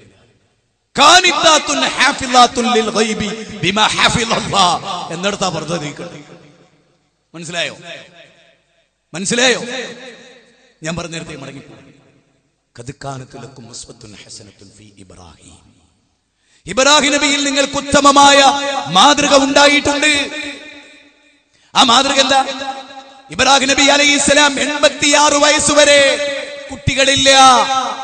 ഹാജറ ബീവി, സാറാ ബീവി പറയാണ്, ഈ അടിമ സ്ത്രീയായ ഹാജറയെ നിങ്ങൾ കല്യാണം കഴിച്ചോളൂ. ഭർത്താവിനോട് പറയാൻ, ആദ്യ ഭാര്യ നിങ്ങൾ അവളെ കല്യാണം കഴിച്ചോളൂ. കേരളത്തിലെ പെണ്ണുങ്ങൾ ജീവിതത്തിൽ എപ്പോഴെങ്കിലും ആ വിധവയായ പെണ്ണിനെ കെട്ടി അവരുടെ 4 കുഞ്ഞനാഥമായതിനെ എന്റെ ഭർത്താവെ നിങ്ങൾ സംരക്ഷിച്ചോളൂ, എനിക്കതിന് വിഷമമില്ല എന്ന് പറയുന്ന ഒരു സാഹചര്യം ഈ കേരളത്തിന്റെ മണ്ണിലുണ്ടാവും. ഇബ്രാഹിം നബിന്റെ ആദ്യ ഭാര്യ പറഞ്ഞു, കെട്ടിക്കോളി, രണ്ടാമത്തെ എനിക്ക് വിരോധമില്ല. നീ നമ്മളെ പെണ്ണുങ്ങൾ അറിയില്ല, കല്യാണം കഴിഞ്ഞിട്ട് നിങ്ങൾ 30 കൊല്ലം വന്നിട്ടില്ലെങ്കിൽ നിങ്ങൾ 2 കെട്ടിയെന്ന് ഞാൻ അറിയരുത്. ഇത് കല്യാണം കഴിഞ്ഞിട്ട് അന്ന് തന്നെ ഓളോട് എനിക്ക് പെടുന്ന ഞാൻ 30 കൊല്ലത്തേക്ക് ഗൾഫ് പോവുക, എന്നാലും ഒക്കെ വിരോധമല്ല. നിങ്ങൾ രണ്ടാമത് കെട്ടിയാലോ കുറ്റിച്ചൂല് മുറി തരെ നിങ്ങളാൻ കാച്ചു. ഇനി അഥവാ ഭർത്താവ് പറയണു, ഡിജിനോട് പൊറുക്കണം, യാദൃശികമായി ഞാൻ വ്യഭിചരിച്ചു പോയി, അത് സാരല്ല, ഡെറ്റോട് സോപ്പ് കുളിച്ചടി, ഞാനല്ല അറിഞ്ഞുള്ളൂ, കുഴപ്പമൊന്നും. 2 കെട്ടി വിളിച്ച് ഓളെ വയ്യാലെ ഓടി പ്രാന്തായി. എന്താ അങ്ങനെ? യഥാർത്ഥ മതം കേരളത്തിൽ പഠിപ്പിക്കപ്പെടുന്നില്ല. അതാണ് കേരളത്തിന്റെ കുഴപ്പം. കേരളത്തിൽ ജമാഅത്തെ ഇസ്ലാമിയും ബാക്കിയുള്ളവരൊക്കെ 2ാം വിവാഹം വലിയ പാപമായിട്ടാണ് പഠിപ്പിക്കപ്പെടുന്നത്. ഞാൻ 2ാം വിവാഹം കഴിച്ച് പാവപ്പെട്ട പെണ്ണുങ്ങളെ കണ്ണീര് കുടിപ്പിക്കുന്നതിന് ഞാൻ എതിരാണ്. സ്വകാര്യമായിട്ട് പോയി കല്യാണം കഴിച്ച് കുടുംബത്തിന്റെ താളവോളം തെറ്റിക്കുന്നതിനും ഞാൻ എതിരാണ്. അള്ളാന്റെ റസൂല് പഠിപ്പിച്ചത് എല്ലാത്തിലും ഉണ്ടാകണം. എല്ലാത്തിലും, അത് പെണ്ണിട്ടുന്നതിലും മാത്രമല്ല, ജീവിതത്തിന്റെ എല്ലാറ്റിലും, എല്ലാ കാര്യത്തിലും വിശ്വാസി സമൂഹം ഗൗരവമായി. മുജാഹിദ് പ്രസ്ഥാനം ഒരു മഹാസമ്മേളനം നടത്തിക്കൊണ്ടിരിക്കും എല്ലാ ജില്ലകളിലും. മലപ്പുറം ജില്ലാ ദഅവാ സമ്മേളനം ഈ ജനുവരി 25-26 വരും. 2014 ജനുവരി ഇൻഷാ അല്ലാഹ്. കണ്ണൂർ ജില്ലയിലും തിരുവനന്തപുരത്തും കാസർഗോഡും വിവിധ ജില്ലകളിൽ ജില്ലാ ദഅവാ സമ്മേളനങ്ങൾ നടക്കും ബിഇദ്നില്ലാഹ്. ആ സമ്മേളനങ്ങളെല്ലാം മഹല്ല് സംവിധാനവും സമൂഹത്തിന്റെ ധാർമ്മികതയും എല്ലാം ഉൾക്കൊള്ളുന്നതാകും എന്ന് ഞാൻ പറയും. പറഞ്ഞിടത്തേക്ക് ഞാൻ വീണ്ടും തിരിച്ചു പോകുകയാണ്. ഇബ്രാഹിം നബിയിൽ ഉത്തമമായ മാതൃക. 86 വയസ്സുവരെ കുട്ടികളില്ല ഇബ്രാഹിം നബിക്ക്. വിശ്വാസികളെ മലപ്പുറം ജില്ലയിലാണ് ചേനര എന്ന് പറയുന്ന സ്ഥലം. ചേനരയിലെ അബൂബക്കർ ഹാജിയാര് അദ്ദേഹം ഗുരുവായൂർ ക്ഷേത്ര സന്നിധിയിൽ പോയി തുലാഭാരം നടത്തി. ഞാൻ മുസ്ലിയാക്കന്മാരോട് ചോദിക്കുന്നു, ഇതിന്റെ മതവിധി എന്താണ്? ഗുരുവായൂർ ക്ഷേത്രത്തിൽ ചെന്ന് തുലാഭാരം നടത്തുക മാത്രമല്ല, ആക്ക് കുട്ടികൾ ഉണ്ടാവുകയും ചെയ്തു. എന്താണ് നിങ്ങൾക്ക് പറയാൻ? നിങ്ങൾക്ക് എന്താ പറയാനുള്ളത്? വടക്കാഞ്ചേരിയിലെ പള്ളി പ്രസിഡന്റ് അഹമ്മദ് ഹാജി ഗുരുവായൂർ ചെന്ന് തുലാഭാരം നടത്തുന്നു. നിങ്ങൾക്ക് എന്ത് പറയാനുണ്ട്? ഒരു മുജാഹിദിന്റെ പ്രബോധനം കേട്ട് ആരൂതി ചെയ്യില്ല. ഒരു മുജാഹിദിന്റെ പ്രബോധനം കേട്ട് ആരൂതി ചെയ്യില്ല. ചെയ്യുമെന്ന് പ്രചരിപ്പിച്ചാൽ പോലും അത് ശരിയുമല്ല. ഞാൻ പറയാണ്, ചിന്തിക്കണം. എന്തിന്? ശ്രീ സുബ്രഹ്മണ്യ സ്വാമി ക്ഷേത്ര നട പയ്യന്നൂർ 2005 നവംബർ 25-ാം തീയതി മാതൃഭൂമി പത്രം 2ാമത്തെ പേജ്. അതിൽ വാർത്ത എന്താ അറിയാം? ജസീറക്ക് പിതാവ് ബഷീർ ഇരട്ട തുലാഭാരം നടത്തി. സി സുബ്രഹ്മണ്യ സ്വാമി ക്ഷേത്രനടയിൽ ജസീറ എന്ന തന്റെ മകളുടെ രോഗം മാറാൻ ബഷീർ എന്ന് പറയുന്ന പിതാവ് ഇരട്ട തുലാഭാരം നടത്തി. എന്താ തുലാഭാരം എന്ന് പറഞ്ഞാല്? ഒരു തുലാസ്, അതിലൊന്നിൽ കുട്ടീനിരുത്തും, തൊട്ടുപ്പുറത്ത് പൂവമ്പഴം, അല്ലേ പണം, അല്ലെങ്കിൽ സ്വർണം, അല്ലെങ്കിൽ വെള്ളി, അല്ലെങ്കിൽ പിന്നെ നെയ്യ്, ഇതുപോലെ എന്താണോ ഉദ്ദേശിക്കുന്നത്. അതായത് ഒരു കുട്ടി 35 കിലോ ഉണ്ട്, 35 കിലോ സ്വർണം. ഇരട്ട തുലാഭാരം എന്ന് പറഞ്ഞാൽ 70 കിലോ സ്വർണം. എന്താണോ വെക്കണത്, 45 വയസ്സുള്ള ഒരു കുട്ടിയാണെങ്കിൽ അത്ര, അതാണ് തുലാഭാരം. അത് നടത്തുക. എന്നിട്ട് ആരാ അവിടെ പ്രസാദിക്കുന്നത്? ആരാ അവിടെ കൊടുക്കണേ? ആരാ രോഗം മാറ്റണേ? രോഗം വന്നാൽ ശിഫയാക്കുന്ന അല്ലേ? പക്ഷെ ഇവന് തോന്നുന്നത് എന്താ? ഈ ഷെയ്ഖാണ് ശിഫയാക്കി. ഇബ്ലീസിന് ആവശ്യം എന്താ? ഇവിടുത്തെ ഔലിയാണ് ഇത് മാറ്റിയെന്ന് തോന്നിക്കൽ. അങ്ങനെ അവനെ ശിർക്കിലാക്കി മരിപ്പിക്കൽ. ഏർവാടി പോയി രോഗം മാറി, മാറ്റിയത് പടച്ചോനാ, മാറ്റിയത് പടച്ച തമ്പുരാനാണ് അല്ലേ? പൈശാചികമായ പ്രേരണ ഉണ്ടാവുമ്പോൾ പിശാചിന് ഇഷ്ടമോ ശിർക്ക് ചെയ്യാനാണ്. അപ്പൊ പിശാചിന്റെ ശല്യവും തൽക്കാലം മാറി. ഇത് രണ്ടും കൂടി ചേരുമ്പോൾ അവൻ ശിർക്കിലെത്തിപ്പെടുകയാണ്. അള്ളാഹുവാണ് എനിക്ക് ശിവ നൽകിയത് നല്ല മനസ്സിലാക്കണേ. ഇബ്രാഹിം നബി അലൈഹിസ്സലാം പറഞ്ഞത് എന്താ?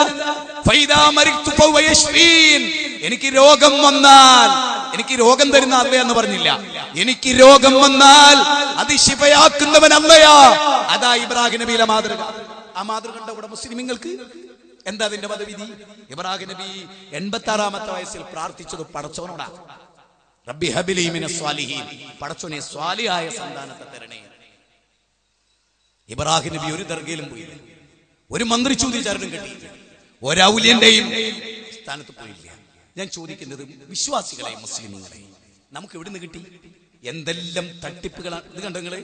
ഇത് കുറ്റ്യാടി സിറാജുൽ ഹുദയിലെ അനുഭവങ്ങൾ, അത്ഭുതങ്ങൾ.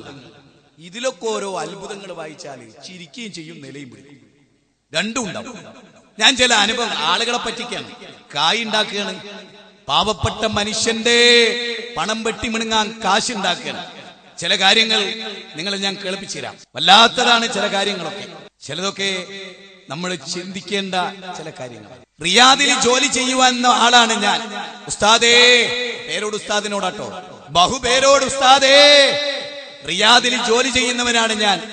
എനിക്ക് വിട്ടുമാറാത്ത തലവേദന ഉണ്ടായിരുന്നു. ഒരുപാട് ചികിത്സയും ചെയ്തു, പക്ഷേ സുഖമായില്ല. ഡോക്ടർമാർക്കെല്ലാം ഓപ്പറേഷൻ വേണമെന്നാണ് പറഞ്ഞത്. ഞാൻ സിറാജുൽ ഹുദയിലേക്ക് ഒരു ചാക്ക് അരി നേർച്ചയാക്കി. അന്ന് മുതൽ ഇന്ന് വരെ എനിക്ക് പിന്നെ തലവേദന ഉണ്ടായിട്ടില്ല. എന്തൊരു സുഖ! ഹോസ്പിറ്റലൊക്കെ ഇടിച്ചു നിരത്തി. കാന്തൂർ എ പി അബൂബക്കർ മുസ്ലിയാർ ഒരു ഹോസ്പിറ്റൽ ഉണ്ടാക്കിയിട്ടുണ്ട് പൂനൂര്. അതൊന്നും ഇനി ആവശ്യമില്ല.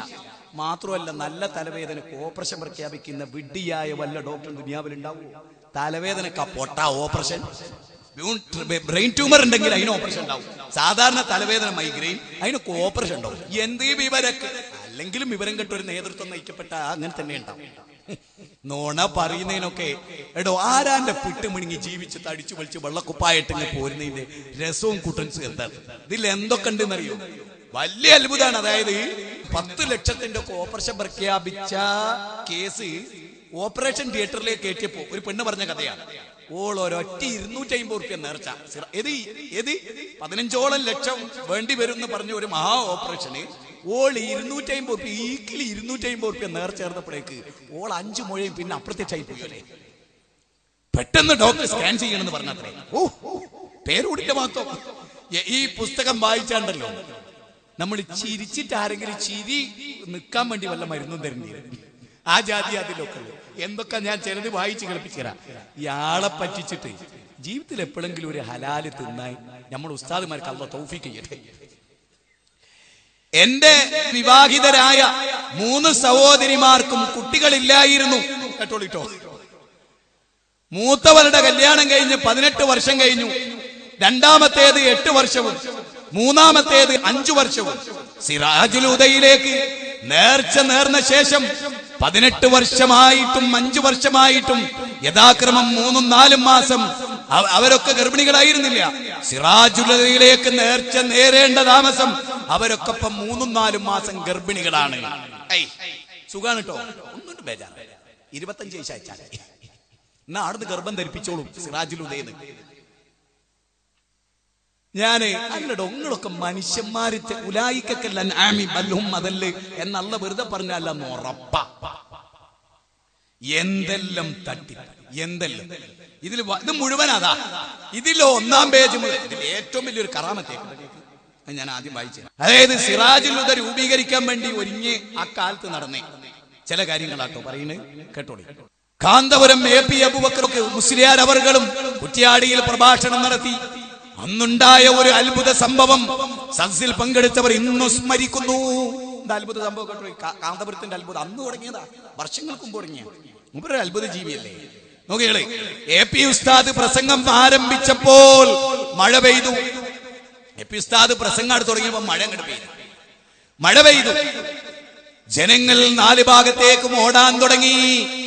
ഉസ്താദ് ഒറ്റ പ്രഖ്യാപനം.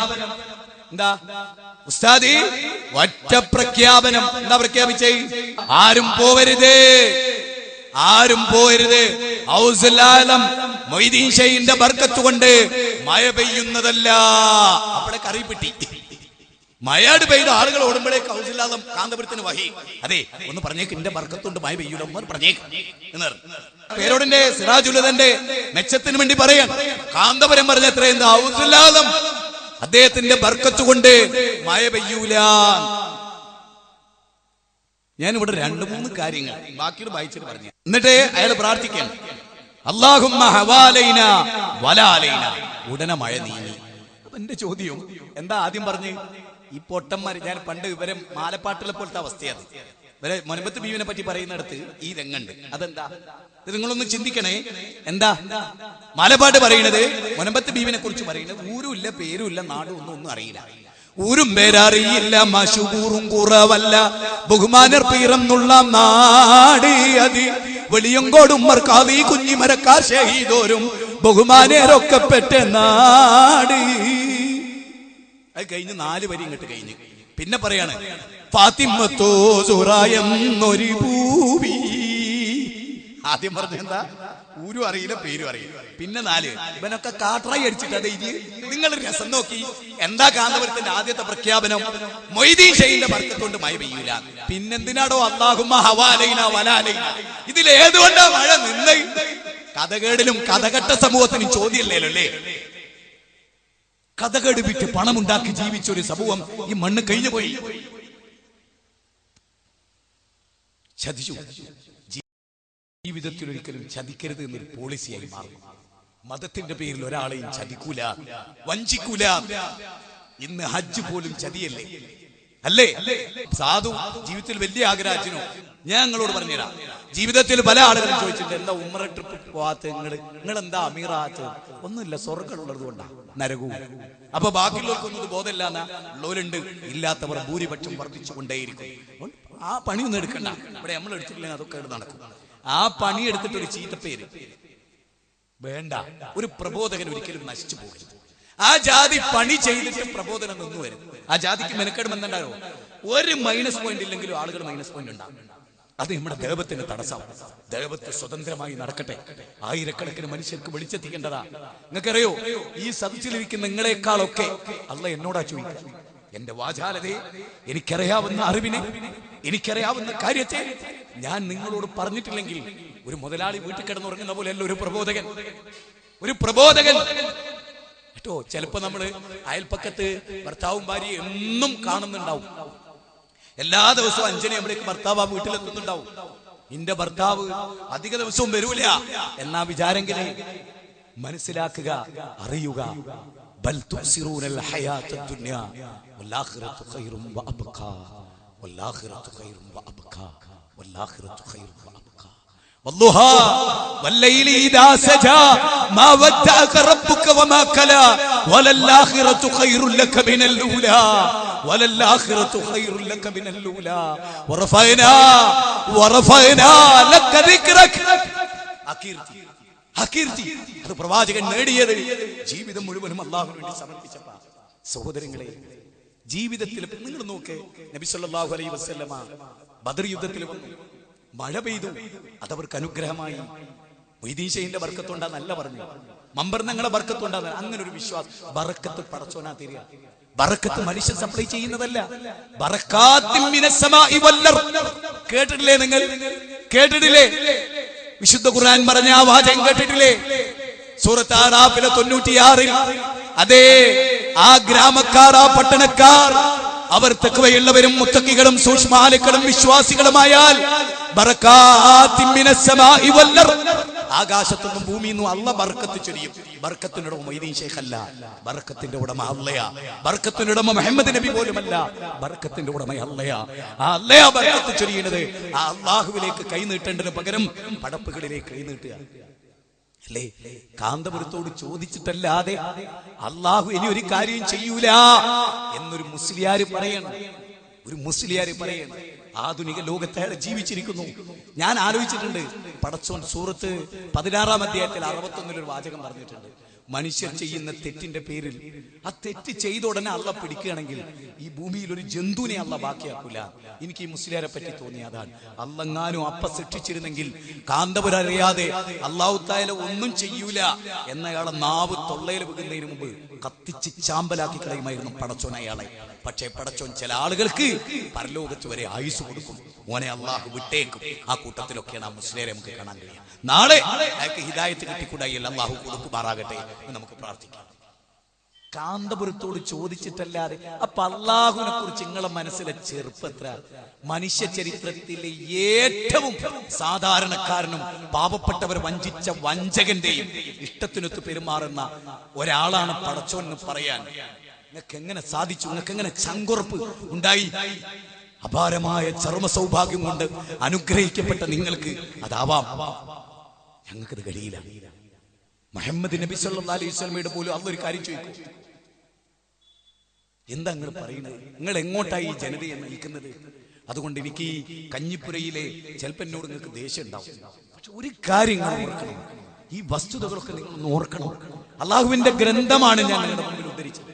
ആയത്ത് നമ്പറും അധ്യായ നമ്പറും ഞാൻ നിങ്ങളോട് പറഞ്ഞു. നിങ്ങൾ നോക്ക്, മറിയം ബീവിന്റെ കറാമത്ത് കണ്ടപ്പോ സക്കരിയ നബി എന്താ ചെയ്ത്? മറിയം ബീവിനോട് തേടിയതാ? അല്ല, ആ കറാമത്ത് കണ്ടപ്പോ റബ്ബിനോടാ തേടി, പടച്ചോനാടാ തേടി. ആ പടച്ചോനോടേ തേടാവും. ഇതാണ് ജീവിതത്തിൽ ഒരു ഘട്ടത്തിലും ഒരു ജിന്നിനോടും ഒരു മലക്കിനോടും ഒരു സൃഷ്ടിയോടും തേടാൻ നമുക്ക് അവകാശമില്ല. നിങ്ങൾ മനസ്സിലാക്കുക. ജാഹിദ് പ്രസ്ഥാനത്തിലെ ഏതെങ്കിലും ഒരു പ്രബോധകൻ സത്യത്തിൽ നിങ്ങളൊന്ന് ആലോചിച്ച് നോക്കും. ഇപ്പൊ സുബഹിക്ക് കുനൂത്ത് ഓതാം, സുബഹിക്ക് കുനൂത്ത് ഓതാം എന്ന് വാദിക്കുന്ന ഒരാളാണ് നമ്മുടെ കൂട്ടത്തിൽ മൗലവി എന്ന് വിചാരിക്കുക. എന്നാ അയാള് സ്വകാര്യ ചർച്ചയിലെങ്കിലും അയാളത് പറയില്ലേ? ഒറ്റക്കിരിക്കുമ്പോ ഒരാളോടെങ്കിലും എന്റെ അഭിപ്രായത്തിൽ ഞാൻ കണ്ട തെളിവനുസരിച്ച് സുബഹിക്ക് കുനൂത്തുണ്ട് എന്ന് അയാൾ പറയില്ലേ? ജിന്നിനെ വിളിക്കാം എന്നൊരു അഭിപ്രായമുള്ള ആളാണ് ഞാൻ എന്ന് വിചാരിക്കുക, അല്ലെ ഫൈസൽ മുസ്ലിയാർ എന്ന് വിചാരിക്കുക, അല്ലെ സക്കരിയ സുലായി എന്ന് വിചാരിക്കുക, അല്ലെ CB സലീം ഖാൻ എന്ന് വിചാരിക്കുക, അല്ലെ താജുദ്ദീൻ സലായി എന്ന് വിചാരിക്കുക, അല്ലെ TK അഷ്റഫ് എന്ന് വിചാരിക്കുക, അല്ലെങ്കിൽ അബ്ദുൽ ജബ്ബാർ മൗലവി എന്ന് വിചാരിക്കുക, അല്ലെങ്കിൽ ഹുസൈൻ സലഫി എന്ന് വിചാരിക്കുക. എന്നാ ഒരു സ്വകാര്യ ചർച്ചയിലെങ്കിലും ഇന്നത്തെ ഘട്ടത്തിലൊക്കെ ജിന്നിനോട് വിളിക്കാം എന്നെങ്കിലും ഞങ്ങൾ പറയില്ലേ? ഒരു സ്വകാര്യ ചർച്ചയിൽ അങ്ങനെങ്കിലും നിങ്ങൾ ആരെങ്കിലും ഞങ്ങൾ പഠിപ്പിച്ചിട്ടുണ്ടോ? ഉണ്ടോ? നിങ്ങൾ പറയും. നിങ്ങളൊക്കെ നമുക്ക് ഏറ്റവും പ്രിയപ്പെട്ടവരല്ലേ? ഈ മുന്നിലിരിക്കുന്നവരൊക്കെ എനിക്ക് എന്നോടൊപ്പം താമസിക്കുന്നവരല്ലേ? ജീവിതത്തിൽ എപ്പോഴെങ്കിലും സുഹൃത്തുക്കളെ ഒരു ജിന്നുമായി ബന്ധപ്പെട്ടൊരു ചോദ്യത്തെ പറ്റി ആരോടെങ്കിലും ഒരു നിമിഷത്തിൽ ജീവിതത്തിൽ ഒരാളുടെ മനസ്സിലൊരു ആദർശം ഉണ്ടെങ്കിൽ സ്വന്തം ഭാര്യയോടെങ്കിലും അയാൾ അത് പറയില്ലേ? ജീവിതത്തിൽ ഒരാളോടെങ്കിലും അയാൾ ആശയം കൈമാറില്ലേ? മുജാഹിദ് പ്രവർത്തകരും ഏതെങ്കിലും ഒരു പ്രബോധകൻ ഒരു സ്വകാര്യ ചർച്ചയിലെങ്കിലും ജിന്നിനെ മരുഭൂമിയിൽ വെച്ച് വിളിക്കാം എന്ന് പറഞ്ഞിട്ടുണ്ടോ? ഉണ്ടോ? ഇല്ലല്ലോ. എന്തിനാ അതിന്റെ പേരിൽ മാറി നിൽക്കുന്നത്? മുജാഹിദുകളിൽ അമുസ്ലിങ്ങൾ വരെ എന്തുമാത്രം പ്രതീക്ഷ സമർപ്പിച്ച ഒരു പ്രസ്ഥാനമാണ്. നമ്മുടെ വേദനകൾ നമ്മുടേത് മാത്രമല്ല, നമ്മുടെ വേദനകൾ നാടിൻ്റെതും നഗരത്തിൻ്റെതുമാണ്. ഓരോ ആളുകൾ മരിച്ചു പിരിയുമ്പോഴും നമ്മുടെ മനസ്സിൽ കയറി വരേണ്ട ഒരു ചിന്തയുണ്ട്. എന്താ അത്? ഹിദായത്ത് കിട്ടാതെ മരിച്ചുപോയ അവരുടെ കഥ. ഒരു ജൂതന്റെ മയ്യത്ത് കൊണ്ടുപോകുമ്പോ കരഞ്ഞതിന്റെ കാരണം അന്വേഷിച്ചു സഹാബത്ത്. റഹ്മത്തുൽ ലിൽ ആലമീനായി ഞാനിവിടെ ജീവിച്ചിരിക്കെ ഹിദായത്ത് കിട്ടാതെ ഒരു മനുഷ്യനെന്താ മരിച്ചു പോകും? ജീവിതം മുഴുവനും ദീനിനു വേണ്ടി സമർപ്പിച്ച മുഹമ്മദ് നബിയുടെ കണ്ണുകൾ ഈർന്നണിയുമെങ്കിൽ ജീവിതത്തിൽ ഒരിക്കൽ പോലും ഒരു മനുഷ്യനെ ഹിദായത്തിൽ കൊണ്ടുവരാൻ ഒരു കേസ് നോക്കേ. അറവുകാട് ക്ഷേത്രത്തിലെ കേസറ്റ് ഒരു വീട്ടിൽ ഇങ്ങനെ കൊടുക്കുമ്പോഴാണ് ഈ 8 ചെറുപ്പക്കാരെ AP സുങ്ങൾ വന്നിട്ട് അത് പിടിച്ച് പറിച്ച് എറിഞ്ഞ് നോട്ടീസ് കീറി മെനയാന്ന് നടന്ന സംഭവമാണ്. എന്താണ് ആ കേസറ്റിലുള്ളത്? ബിംബാരാധന പാടില്ല. പടച്ചോനല്ലാത്തോൽ ആരാധിക്കരുത്. എല്ലാ വേദവും പടച്ചോനെ മാത്രമേ ആരാധിക്കാവൂ എന്ന് പറഞ്ഞിട്ടുണ്ട്. ഏകനായ റബ്ബിനെ അല്ലാതെ ആരാധിക്കരുത് എന്ന് പറഞ്ഞ കേസറ്റില്ലേ, CD അല്ലേ, അതല്ലേ കീറിക്കളയുന്നത്, അതല്ലേ നശിപ്പിച്ച് കളയുന്നത്.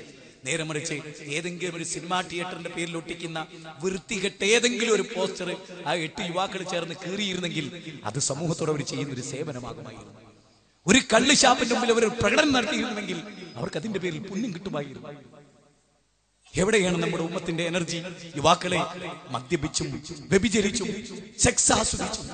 ഞാൻ ചില പള്ളികളിൽ പോകുമ്പോ, ചില നാടുകളിൽ പോകുമ്പോ സ്ഥിരമായി കാണുന്ന ചില മക്കളെ കാണുമ്പോ അവര് സുബൈ നിസ്കാരത്തിൽ ഉറങ്ങുന്നു. അവര് സുബൈ നിസ്കാരം കഴിഞ്ഞിട്ട് ദിക്റൊന്നും ചെല്ലാൻ നേരമില്ലാതെ അവർ ഉറങ്ങിപ്പോകുന്നു.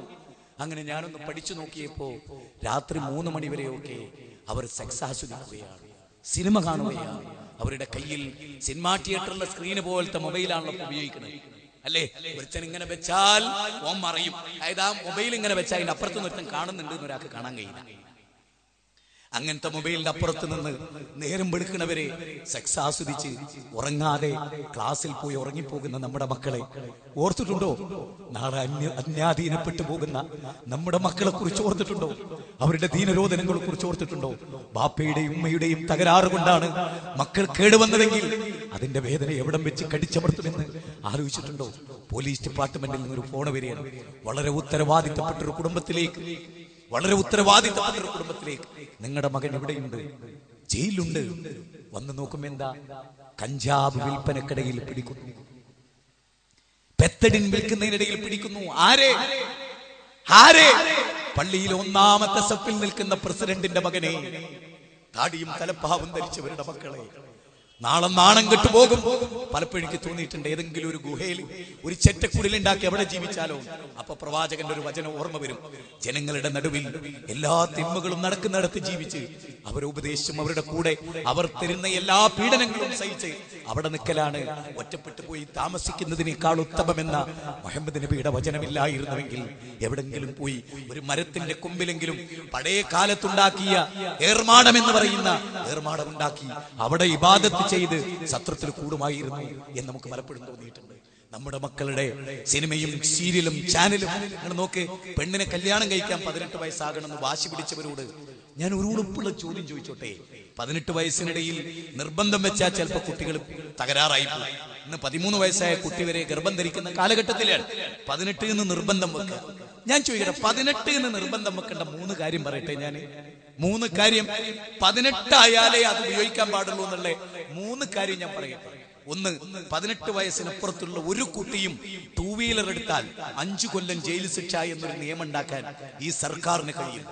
18 വയസ്സിൽ താഴെ ലൈസൻസ് ഇല്ലാത്തവർ വണ്ടി ഓടിക്കില്ല എന്ന് സർക്കാർ തീരുമാനിക്കുന്ന തന്റെ ഇടമുള്ളൊരു തീരുമാനം. 18 വയസ്സുവരെ ഒരാണും പെണ്ണും മൊബൈൽ ഉപയോഗിക്കുകയില്ല, ഇന്റർനെറ്റ് കണക്ഷൻ ഉണ്ടാവുകയില്ല എന്ന് തീരുമാനിക്കാൻ കേരളത്തിൽ കഴിയും. എന്നാ ഈ നാട് നന്നാവും. നിങ്ങൾ 18 വയസ്സ് കെട്ടിക്കരുത് എന്ന് പറഞ്ഞാൽ ചിലപ്പോൾ 16-ാം വയസ്സിൽ വ്യഭിചാരം നടക്കും. പക്ഷേ ഇവിടെ എനിക്കറിയോ, മുസ്ലിങ്ങൾ നടത്തുന്ന വലിയൊരു സ്കൂളുണ്ട് തലശ്ശേരി. എന്റെ പേര് പറഞ്ഞാൽ ഞങ്ങൾക്കൊക്കെ അറിയാം. പേര് പറഞ്ഞാൽ കമ്മിറ്റിനെ ഞാൻ മോശമാക്കണില്ല. ആ സ്കൂളിലെ ചെറിയ കുട്ടികൾ 7ാം ക്ലാസ് മുതൽ +2 വരെ മൊബൈൽ കൊണ്ടുവരരുത്. എന്റെ താഴെയുള്ളവരും പറ്റില്ല, ഉള്ളവർക്കും പറ്റില്ല. എന്നിട്ട് പറഞ്ഞു 1000 രൂപ ഫൈനായിരിക്കും. പിറ്റേന്നുണ്ടായ സംഭവം എന്താ അറിയാം? 1000ന്റെ നോട്ട് കൊണ്ട് ഓഫീസിലെ മേശപ്പുറം നിറഞ്ഞു. കുട്ടികളെ കൊണ്ടുപോയിട്ട് അധ്യാപകന്റെ കയ്യിൽ 1000 രൂപ. ശിശു മക്കളെ എന്താ അത്? ഞങ്ങൾക്ക് മൊബൈൽ ഉപയോഗിക്കാതെ പറ്റില്ല, 1000 രൂപ ഫൈൻ അഡ്വാൻസ് ആയിട്ട് തരും. മുസ്ലിങ്ങൾ മാത്രം നടത്തുന്ന ഒരു സ്കൂളിന്റെ കഥയാ പറഞ്ഞു. ഞാൻ ഈ കഴിഞ്ഞ ദിവസം വളരെ കഷ്ടപ്പെട്ടുള്ളൊരു യാത്രക്കിടയിൽ തിരുവനന്തപുരം റെയിൽവേ സ്റ്റേഷനിൽ ഒരുപാട് ടൈം ലേറ്റ് ആയിട്ട് എത്തി. വളരെ മുസ്ലിം ഇങ്ങനെ പോകുമ്പോ, രാവിലെ ഇറങ്ങി പോകുമ്പോ 8ാം ക്ലാസ് മുതൽ SLC വരെയുള്ള യൂണിഫോം ഉണ്ടല്ലോ കുട്ടികളെ, അങ്ങനെ യൂണിഫോം ഇട്ട 2 ചെറിയ പെൺകുട്ടികൾ അവരെ കയ്യില് വീതിയുള്ളൊരു സൈസ് സാംസങ്ങിന്റെ മൊബൈൽ അതിങ്ങനെ 2 ചെവി. ജില്ലാ കളക്ടർ, IAS പാസ്സായി, ഇന്ത്യൻ പ്രധാനമന്ത്രി ഒക്കെ 10-ലിരിക്കാനല്ലോ ഈ 9ാം ക്ലാസ് പഠിക്കുന്ന ചെള്ള് 18 വയസ്സ് വരെ പെണ്ണിനും ആണിനും മൊബൈൽ കൊടുക്കാൻ തീരുമാനിക്കും. നാട് മനസ്സിലായോ? ചാനൽ കട്ടി, നാട് നന്നാവും അല്ലേ? കല്യാണ വീട് ഇപ്പൊ കഴിഞ്ഞ പത്രങ്ങളിലൊക്കെ വിവാഹത്തിന്റെ ദൂരത്തിനെ കുറിച്ച് എഴുതിക്കൊണ്ടിരിക്കുന്ന മാധ്യമത്തിൽ പല പ്രഗത്ഭരായ എഴുത്തുകാരും. കോഴിക്കോടൊക്കെ നടക്കുന്ന കല്യാണം എന്താ അറിയോ? 500 പോലീസുകാർ AK പൊട്ടിച്ചവനായി നിന്നാലും നടക്കാത്ത കല്യാണ പടക്കം. കഴിഞ്ഞ ദിവസത്തെ പത്രത്തിൽ ഒരു കല്യാണത്തിൽ അടിണ്ടായത്, അതായത് പിയാപ്പിളനെ വരനാകാൻ പോകുന്നവനെ ദൂരെ ഇറക്കിയിട്ട് നടത്തിക്കാം. ഒരു ഹിന്ദു സമൂഹത്തിലൊന്നില്ല, ഒരു ക്രിസ്ത്യാനി സമൂഹത്തിലൊന്നില്ല. ഈ മാപ്പിളാർ എന്ന് പറയുന്ന മൗലവിമാരന്മാരും മുസ്ലിയാക്കന്മാരും നയിക്കുന്ന സമൂഹത്തിൽ ഇതുണ്ടോ? എങ്ങനെയാണോ ആണിനെ കൊണ്ടുവരുന്നത്? എങ്ങനെയാണെന്നറിയ നിങ്ങൾക്ക്? JCB ഇല്ലേ, ആ മണ്ണ് മാന്തുന്ന സാധനം, അതിൽ പിയ്യാപ്പിള്ള നിർത്തുക. എന്നിട്ട് അതിങ്ങനെ ഒരു നിശ്ചിത ലെവലിൽ ഇങ്ങനെ നിർത്തിയിട്ട് മാപ്പിള്ള ഇങ്ങനെ കൊണ്ടുവരും. ഞാൻ ഒരൊറ്റ കാര്യം പറഞ്ഞു, അന്ന് ആ കല്യാണം അവിടെ വെച്ച് അവസാനിപ്പിക്കാൻ തന്റെ പിതാക്കന്മാരാണ്. ജന്തു അന്നെ എന്റെ കൂടെ വന്ന ഇബിലീസുകളെ ഈ പടി കേട്ടില്ല, എന്റെ മോളെ ഞാൻ കെട്ടിക്കണില്ലടോ, ഞാൻ 18 കൊല്ലം പോയിട്ട് ഇവിടെ നോട്ടെ, അത് പറയാൻ കഴിയും? പിന്നെ കൊള്ളക്കാരാ വരുന്നത് മാപ്പിളിന്റെ കൂടെ, കൊള്ളക്കാര്. വീട് കൊള്ള ചെയ്യുന്ന ഒരു സമ്പ്രദായം ഉണ്ട് അല്ലേ അല്ലേ? വീട്ടിൽ കയറിയിട്ട് അൽമാരൊക്കെ തുറക്കും, ടേപ്പൊക്കെ വാട്ടർ ടേപ്പൊക്കെ തിരിച്ചിടുക. മനസ്സിലായില്ലേ? എന്റെ അഭിപ്രായത്തിൽ പോലീസുകാരെ നിൽക്കണം AK പൊട്ടിച്ചവനെ. എന്തുകൊണ്ട് ഈ സമുദായം എങ്ങനായി? കുൻതും ഖൈറ ഉമ്മ ഉഖ്രിജത് ലിന്നാസ് തഅമുറൂന ബിൽ മഅറൂഫ് വതൻഹൗന അനിൽ മുൻകർ. ഈ സമൂഹം എങ്ങനായതിന്റെ ഒരു കാരണം എന്താ അറിയോ? അറബി ഭാഷയുടെ കുത്തുബർത്തിയുണ്ടാണ്. ഈ സമൂഹം എങ്ങനായത് മുല്യന്മാരെ കൊണ്ടാണ്. എന്തുകൊണ്ടാണ് അങ്ങനെ പറയുന്നറിയോ? വെള്ളിയാഴ്ച ഖുതുബയിൽ ഉത്ബോധിപ്പിക്കാൻ ഏറ്റവും കൂടുതൽ ഏതേ സമുദായ ഇക്കഴിഞ്ഞ 2 ആഴ്ച കൂടെ ഉണ്ടായിരുന്നു. ഈ കഞ്ഞിപ്പുരന്ന് പോകുന്നു ഒരു 19 2 വീലർ മുന്നില് കല്യാണ മുസ്ലിം കുട്ടികൾ, ഒറ്റ വണ്ടിക്ക് ഒരു മാറി കൊടുക്കില്ല. ഈ 10-30 2 വീലറിന്റെ ഹോർൺ അടിച്ചു പിടിച്ചിരിക്കുകയാണ്. എന്നിട്ട് ഇവിടുന്ന് അങ്ങോട്ട് ക്ഷമിക്കണം, ഞാൻ ഉപയോഗിച്ച പദങ്ങളൊക്കെ നിങ്ങൾക്ക് അസ്ഥാനത്തായി തോന്നി. ധാർമ്മിക രോഷം കുറച്ച് കൂടുതൽ ഒരു മനുഷ്യനാണ് ഞാൻ. എനിക്കിത് സഹിക്കാൻ വയ്യ. ഞാൻ എൻ്റെ കുടുംബത്തില്, എൻ്റെ അളിയൻ വഴിയുള്ള ഒരു കുടുംബത്തില് കല്യാണത്തിന് കൊയിലാണ്ടി കൊല്ലത്തു നിന്നാണ് ടീം വന്നത്. എനിക്കൊരുത്തനെ അടിക്കേണ്ടി വന്നു. എന്തിനാ അടിച്ചതെന്നറിയാം? ആ സദസ്സിലിരിക്കുന്ന മാന്യന്മാരുടെ മുഖത്തേക്ക് പേസ്റ്റ് കൊണ്ടുവന്നിട്ട് ഇങ്ങനെ ചീറ്റി എല്ലാരെയും.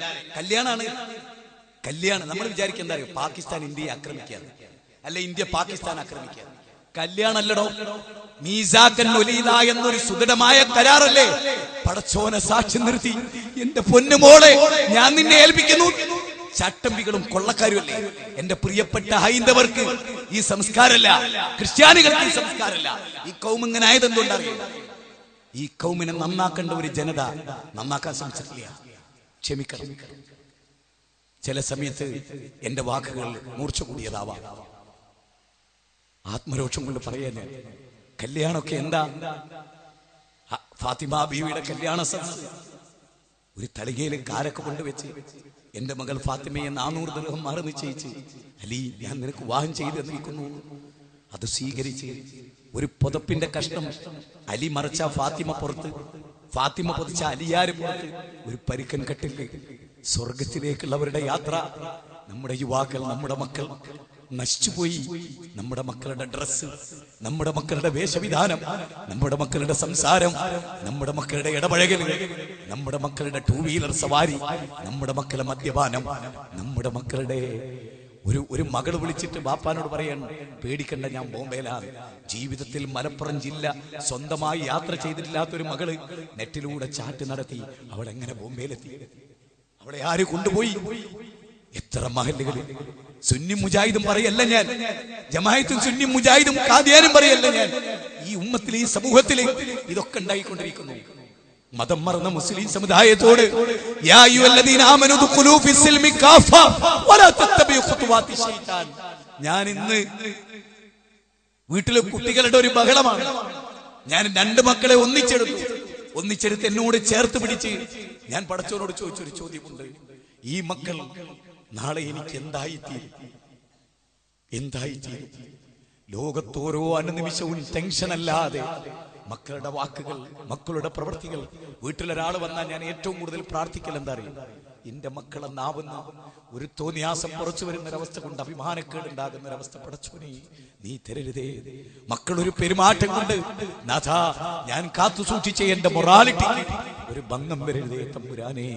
സഹോദരങ്ങളെ, ലോകത്തിലെ ഏറ്റവും വലിയ പരീക്ഷണങ്ങളിൽ ഒന്ന് മക്കളാ.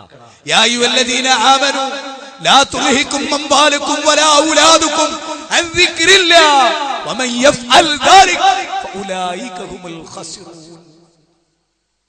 മക്കളും ധനവും നിങ്ങളുടെ ഭാര്യമാരും ഒക്കെ നിങ്ങൾക്കൊരു പരീക്ഷണം, അത് നിങ്ങൾ സൂക്ഷിക്കണം എന്ന് ഖുർആൻ നമ്മളോട് പറയണം. അതുകൊണ്ട് മാറ്റമുണ്ടാകണം. ഞാൻ നിർത്തുകയാണ്, അവസാനിപ്പിക്കുകയാണ്.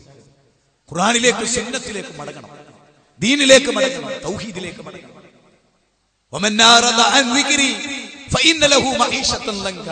ഖുർആനിനെ തൊട്ട് തിരിഞ്ഞു കളഞ്ഞാൽ അവന്റെ ജീവിതം ഒരു ഇടുങ്ങിയതായി, ഇടുങ്ങിയ ജീവിതത്തിൽ ഒരു മോചനം ഉണ്ടാകണം. MSM സുഹൃത്തുക്കളെ, വിദ്യാർത്ഥി സമൂഹത്തെ കുറിച്ച് പറയുമ്പോൾ MSMന്റെ ഐസക് ഈ നവംബർ 10 നടക്കുകയാണ് നമ്മുടെ ജില്ലയിൽ. ഐസക് ഹയർ സെക്കൻഡറി വിദ്യാർത്ഥികളുടെയും പഠിച്ച കുട്ടികളുടെയും ചെറുതും വലുതുമായ ഖുർആൻ എന്താണ്, സുന്നത്ത് എന്താണ്, ജീവിതം എന്താണ്, ഖുർആൻ ചിട്ട എന്താണ്, നമസ്കാരം, നോമ്പ്, ഇതൊക്കെ എല്ലാം പഠിപ്പിക്കുന്ന ക്രമപ്രവൃത്തമായ ഒരു വമ്പിച്ച രീതി MSMനുണ്ട്. ആ MSMന്റെ ഐസക് നടക്കും. നമ്മുടെ മക്കൾ ഇനി എന്താകണമെന്ന് തീരുമാനിക്കും നമ്മളാകണം. നമ്മുടെ മക്കളുടെ ജീവിതത്തിൽ ഇടപെടാൻ നമുക്ക് കഴിയണം. നമ്മുടെ മക്കളെ ശരിയാക്കാൻ നമുക്ക് കഴിയണം. യാ ബുനയ്യ അഖിമിസ് സ്വലാ വഅ്മുർ ബിൽ മഅറൂഫ് വൻഹാ അനിൽ മുൻകർ ഫസ്ബിർ അലാ മാ സാബക ഇന്ന ദാലിക മിൻ നസ്മിൽ ഉമൂർ. എന്റെ മോനെ, നിസ്കാരം നിലനിർത്തണേ മോനെ, നന്മ കൽപ്പിക്കണേ, തിന്മ വിരോധിക്കണേ മോനെ, എന്ത് പ്രതിസന്ധി ഉണ്ടായാലും ക്ഷമിക്കണേ മോനെ എന്ന് ലുഖ്മാനുൽ ഹകീം മകനെ പഠിപ്പിച്ചത് ഇവിടെയാണ്. സൂറത്തുൽ ലുഖ്മാൻ 13 മുതൽ 19 വരെയുള്ള വചനം. യാ ബുനയ്യ ഇന്നഹാ ഇൻ തകു മിസ്കാല ഹബ്ബത്തിൻ മിൻ ഹർദലിൻ. മോനെ, അണുമണി തൂക്കമുള്ള ഒരു കാര്യം മോഷണം ചെയ്യല്ലേ മോനെ. ഒരു ചെറിയ അണുവിന്റെ വലുപ്പത്തിൽ അനധികൃതമായ ഒരു വസ്തു എടുത്താൽ മോനെ, ആകാശത്തിലോ ഭൂമിയിലോ പാറക്കടിയിലോ വെള്ളത്തിലോ എവിടെയാണെങ്കിലും മോനെ, അല്ലാഹ് അത് പുറത്തു കൊണ്ടുവരും മോനെ, ചെയ്യല്ലേ കുട്ടാ എന്ന് സ്വന്തം മകൻ ഉപദേശിച്ച ലുഖ്മാനുൽ ഹകീം. റബ്ബനാ റബ്ബനാ റബ്ബി ജഅൽ ഹാദാ ബലദൻ ആമിന. അത് കഴിഞ്ഞിട്ട് പ്രവാചകൻ പ്രാർത്ഥിക്കുന്നു, റബ്ബനാ വജഅൽനാ മുസ്ലിമൈന ലക വമിൻ ദുർരിയ്യതിനാ ഉമ്മത്തൻ മുസ്ലിമത്തൻ ലക വഅരിനാ മനാസികനാ വതുബ് അലൈനാ ഇന്നക അൻത തവ്വാബുർ റഹീം. അല്ലാഹുവേ, എന്റെ മക്കളിൽ നിന്ന് നിനക്ക് കീയൊതുങ്ങുന്നവരെ നീ ഉണ്ടാക്കണേ അല്ലാഹ്, നിസ്കാരം നടത്തുന്നവരെ നീ ഉണ്ടാക്കണേ അല്ലാഹ്. മക്കൾക്ക് വേണ്ടി പ്രാർത്ഥിക്കുക. റബ്ബി ഔസീനി അൻ നഷ്കുറ നിഅമതക അല്ലതി അൻഅംത അലൈ. എത്ര പ്രാർത്ഥനകൾ, എത്ര കാര്യങ്ങൾ, എന്തൊക്കെ ഖുർആനികമായി ചിന്തിക്കാനുണ്ട് ഒരു വിശ്വാസിക്ക്. അവന്റെ കണ്ണുകൾ, അവന്റെ കാതുകൾ, അവന്റെ ജീവിതം, അവന്റെ എല്ലാം ഓരോ ചലനങ്ങളും പടച്ചോൻ ഇഷ്ടപ്പെട്ടതായിരിക്കണം. ഉദ്ഖുലൂ ഫിസ്സിൽമി കാഫാ. സ്ത്രീധനം വാങ്ങരുത്, ഹറാമ് ചെയ്യരുത്, പലിശക്ക് കൊടുക്കരുത്, പലിശക്ക് വാങ്ങരുത്, മദ്യപിക്കരുത്, അളവിലും തൂക്കത്തിലും കൃത്രിമം കാണിക്കരുത്, കളവ് പറഞ്ഞ് കച്ചവടം നടത്തരുത്, ഇല്ലാത്ത യോഗ്യത സ്ഥലത്തിന് പറയരുത്. അങ്ങനെ തുടങ്ങി ജീവിതത്തിന്റെ A to Z യൗമ യഖൂമുൻ നാസു ലിറബ്ബിൽ ആലമീൻ. ഇതൊക്കെ പഠിപ്പിച്ച മുസ്ലിം ഉമ്മത്തെ ഇതെല്ലാം നമ്മൾ മറന്നില്ലേ? ഈ മതമെല്ലാം നമ്മൾ മറന്നില്ലേ? എങ്കിൽ വകദാലിക്കൽ യൗമ തുൻസാ, നമ്മളെയും അല്ലാഹുവോട് മറക്കും. അതുകൊണ്ട് നരകത്തിൽ നിന്ന് രക്ഷപ്പെടാനുള്ള ഒരു ശ്രമം ഉണ്ടാവണം. അല്ലാഹു സുബ്ഹാനഹു വ തആല ഖൈറ. കഞ്ഞിപ്പുരയിലെ ആളുകൾ ഒരുപക്ഷെ പല കാര്യങ്ങളിലും മുജാഹിദുകളെ തെറ്റിദ്ധരിച്ചിട്ടുണ്ടാവാം. ഈ സമൂഹത്തിന്റെ നന്മയോട് ചില കാര്യങ്ങൾ ഗൗരവമായി ഞാൻ നിങ്ങൾ ഉണർത്തിയിട്ടുണ്ട്. സഹോദരങ്ങളെ, വളരെ ശക്തമായി ഈ സമൂഹത്തിന്റെ പരിവർത്തനത്തെ മുൻനിർത്തിയുള്ള ഒരു പ്രബോധന രീതി നമുക്കുണ്ടാവണം. ഞാൻ പറഞ്ഞുവല്ലോ, വരുന്ന ജനുവരി 25, 26 നമ്മുടെ ജില്ലാ സമ്മേളനം നടക്കും. ആ സമ്മേളനത്തിന്റെ ദേവാ സംരംഭങ്ങൾ സജീവമാകും. മഹല്ലുകളിലും ഉത്തരവാദിത്വം. എനിക്കൊന്നേ പറയാനുള്ളൂ, ഇവിടെ ഇരിക്കുന്നവരോട് എനിക്കൊന്നേ പറയാനുള്ളൂ, ഒരിക്കലും നിരാശ ബാധിക്കണം. ഒരിക്കലും ആരുണ്ടായാലും ആരില്ലെങ്കിലും പരലോകം, ഇവിടെ എന്ത് പ്രശ്നം ഉണ്ടെങ്കിലും പരലോകം എല്ലാം ഉണ്ടാവില്ല. ആ പരലോകമുണ്ടേ, അവിടെ രക്ഷപ്പെടാനുള്ള ശ്രമം നമ്മുടെ ഭാഗത്തുനിന്ന് സജീവമായി ഉണ്ടാകണം. ഞാൻ അവസാനിപ്പിച്ചു കൊള്ളട്ടെ.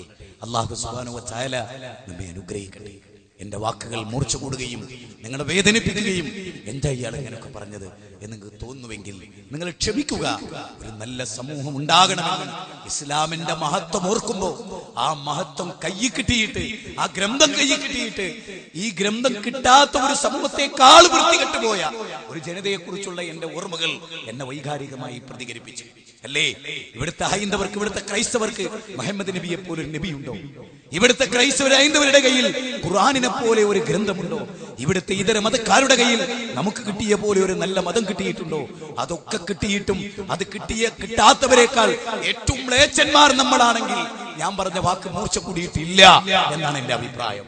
അതുകൊണ്ട് തന്നെ സുഹൃത്തുക്കളെ, വിഷയത്തിന്റെ ഗൗരവമോർത്ത്, സഹോദരിമാരെ, വിഷയത്തിന്റെ ഗൗരവമോർത്ത് ഏറ്റവും നല്ല ജീവിതം നയിക്കാനും ഏറ്റവും നല്ല നിലയിൽ മക്കളെ വളർത്താനും മക്കളെ ഏറ്റവും നല്ല, അതിൽ ഏറ്റവും പ്രധാനമായി ഡെയിലി മാതാവ് ശ്രദ്ധിക്കേണ്ട ഒരു കാര്യം, എത്ര ചെറിയ കുട്ടിയാവട്ടെ വലിയ കുട്ടിയാവട്ടെ, അവനെ കിടക്കാൻ നേരം വുളൂ ചെയ്യിപ്പിച്ച് ആയത്തുൽ കുർസി ഓതിക്കൊടുത്ത് അവനെ പഠിപ്പിച്ച് ഖുൽ റബ്ബിൽ ഫലഖ് ഓതിക്കൊടുത്ത് ഖുൽ റബ്ബിൻ നാസ് ഓതിക്കൊടുത്ത് അവന്റെ കൈകൾ കൂട്ടിപ്പിടിപ്പിച്ച് അവനെ കൊണ്ട് അവന്റെ കയ്യിൽ ഊതിച്ച് അവന്റെ ശരീരത്തിലൂതി അവനെ എല്ലാ ദിവസവും നിങ്ങൾ കടത്തിച്ചു നോക്ക്, നിങ്ങളുടെ മകൻ കേടുവരില്ല. അത് ഏത് കാലം മുതൽ ചെയ്യണം? കുഞ്ഞിന് 1 വയസ്സ് തുടങ്ങുന്നത് മുതൽ, കുട്ടിക്കാലം മുതൽ, ഏത് ചെറിയ വയസ്സിലും അത് നിങ്ങൾ സ്വയം ചെയ്തുകൊണ്ട് മകന് ചെയ്യുന്നു എന്ന നിലക്ക് പിന്നീട് അവനെ കൊണ്ട് ചെയ്യിച്ച് അങ്ങനെ ചെയ്യേണ്ട കടമ മാതാവിനുണ്ട്. എപ്പോഴും മക്കളുടെ കൂടെ അവനാണ് ഉണ്ടാവുക.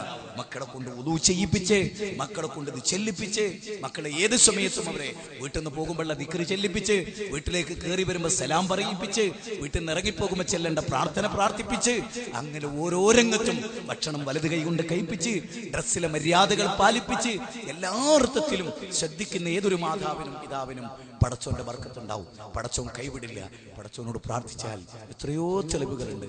കരുണാമയനായ പരമകാരുണികനായ ലോകത്തിന്റെ നാഥൻ ഒരിക്കലും നമ്മളെ കൈവിടില്ല എന്നതിന് എന്റെയൊക്കെ ജീവിതത്തിലെ ഒരു 100 അനുഭവങ്ങൾ എനിക്ക് എടുത്തു പറയാൻ കഴിയും. സഹോദരങ്ങളെ, അല്ലാഹ് പരമകാരുണികനാണ്. അല്ലാഹുവിലേക്ക് ലാ തഖനതു മിർ റഹ്മത്തില്ലാ, അല്ലാഹുവിന്റെ കാരുണ്യത്തൊട്ട് നിങ്ങൾ നിരാശരാകരുത്. ആ പടച്ചോനിലേക്ക് മടങ്ങിപ്പോവുക. അല്ലാഹു അനുഗ്രഹിക്കുമാറാകട്ടെ. എല്ലാവിധ തിന്മകളിൽ നിന്നും അല്ലാഹു നമ്മെ കാത്തുരക്ഷിക്കുമാറാകട്ടെ. നാളെ മഹ്ശറിൽ എരിപൊരി കൊള്ളുന്ന വെയിലത്ത് അർശിന്റെ തണം നൽകി അല്ലാഹു അനുഗ്രഹിക്കുമാറാകട്ടെ. സത്യസന്ധമായി നിലനിൽക്കാൻ അല്ലാഹു തൗഫീഖ് ചെയ്യുമാറാകട്ടെ. പടച്ചവൻ നമ്മുടെ സാമ്പത്തിക പ്രതിസന്ധികളിൽ നിന്ന് നമ്മെ കരകയറ്റുമാറാകട്ടെ. നമുക്കിടയിൽ ഐക്യവും സ്നേഹവും അല്ലാഹു പ്രദാനം ചെയ്യുമാറാകട്ടെ. കുടുംബ ശിഥിലീകരണത്തിൽ അല്ലാഹു നമ്മെ കാത്തുരക്ഷിക്കുമാറാകട്ടെ. മുസൽമാന്റെ ഐഡന്റിറ്റി കാത്തു സൂക്ഷിക്കുന്ന നല്ലവരിൽ അല്ലാഹു നമ്മെ ഉൾപ്പെടുത്തുമാറാകട്ടെ. اللهم اغفر للمؤمنين والمؤمنات والمسلمين والمسلمات الأحياء والأموات. ربنا هب لنا من ازواجنا وذرياتنا قرة اعين واجعلنا للمتقين اماما. ربنا لا تزغ قلوبنا بعد إذ هديتنا وهب لنا من لدنك رحمة انك انت الوهاب. ربنا آتنا في الدنيا حسنة وفي الآخرة حسنة وقنا عذاب النار. آمين برحمتك يا ارحم الراحمين. السلام عليكم ورحمة الله.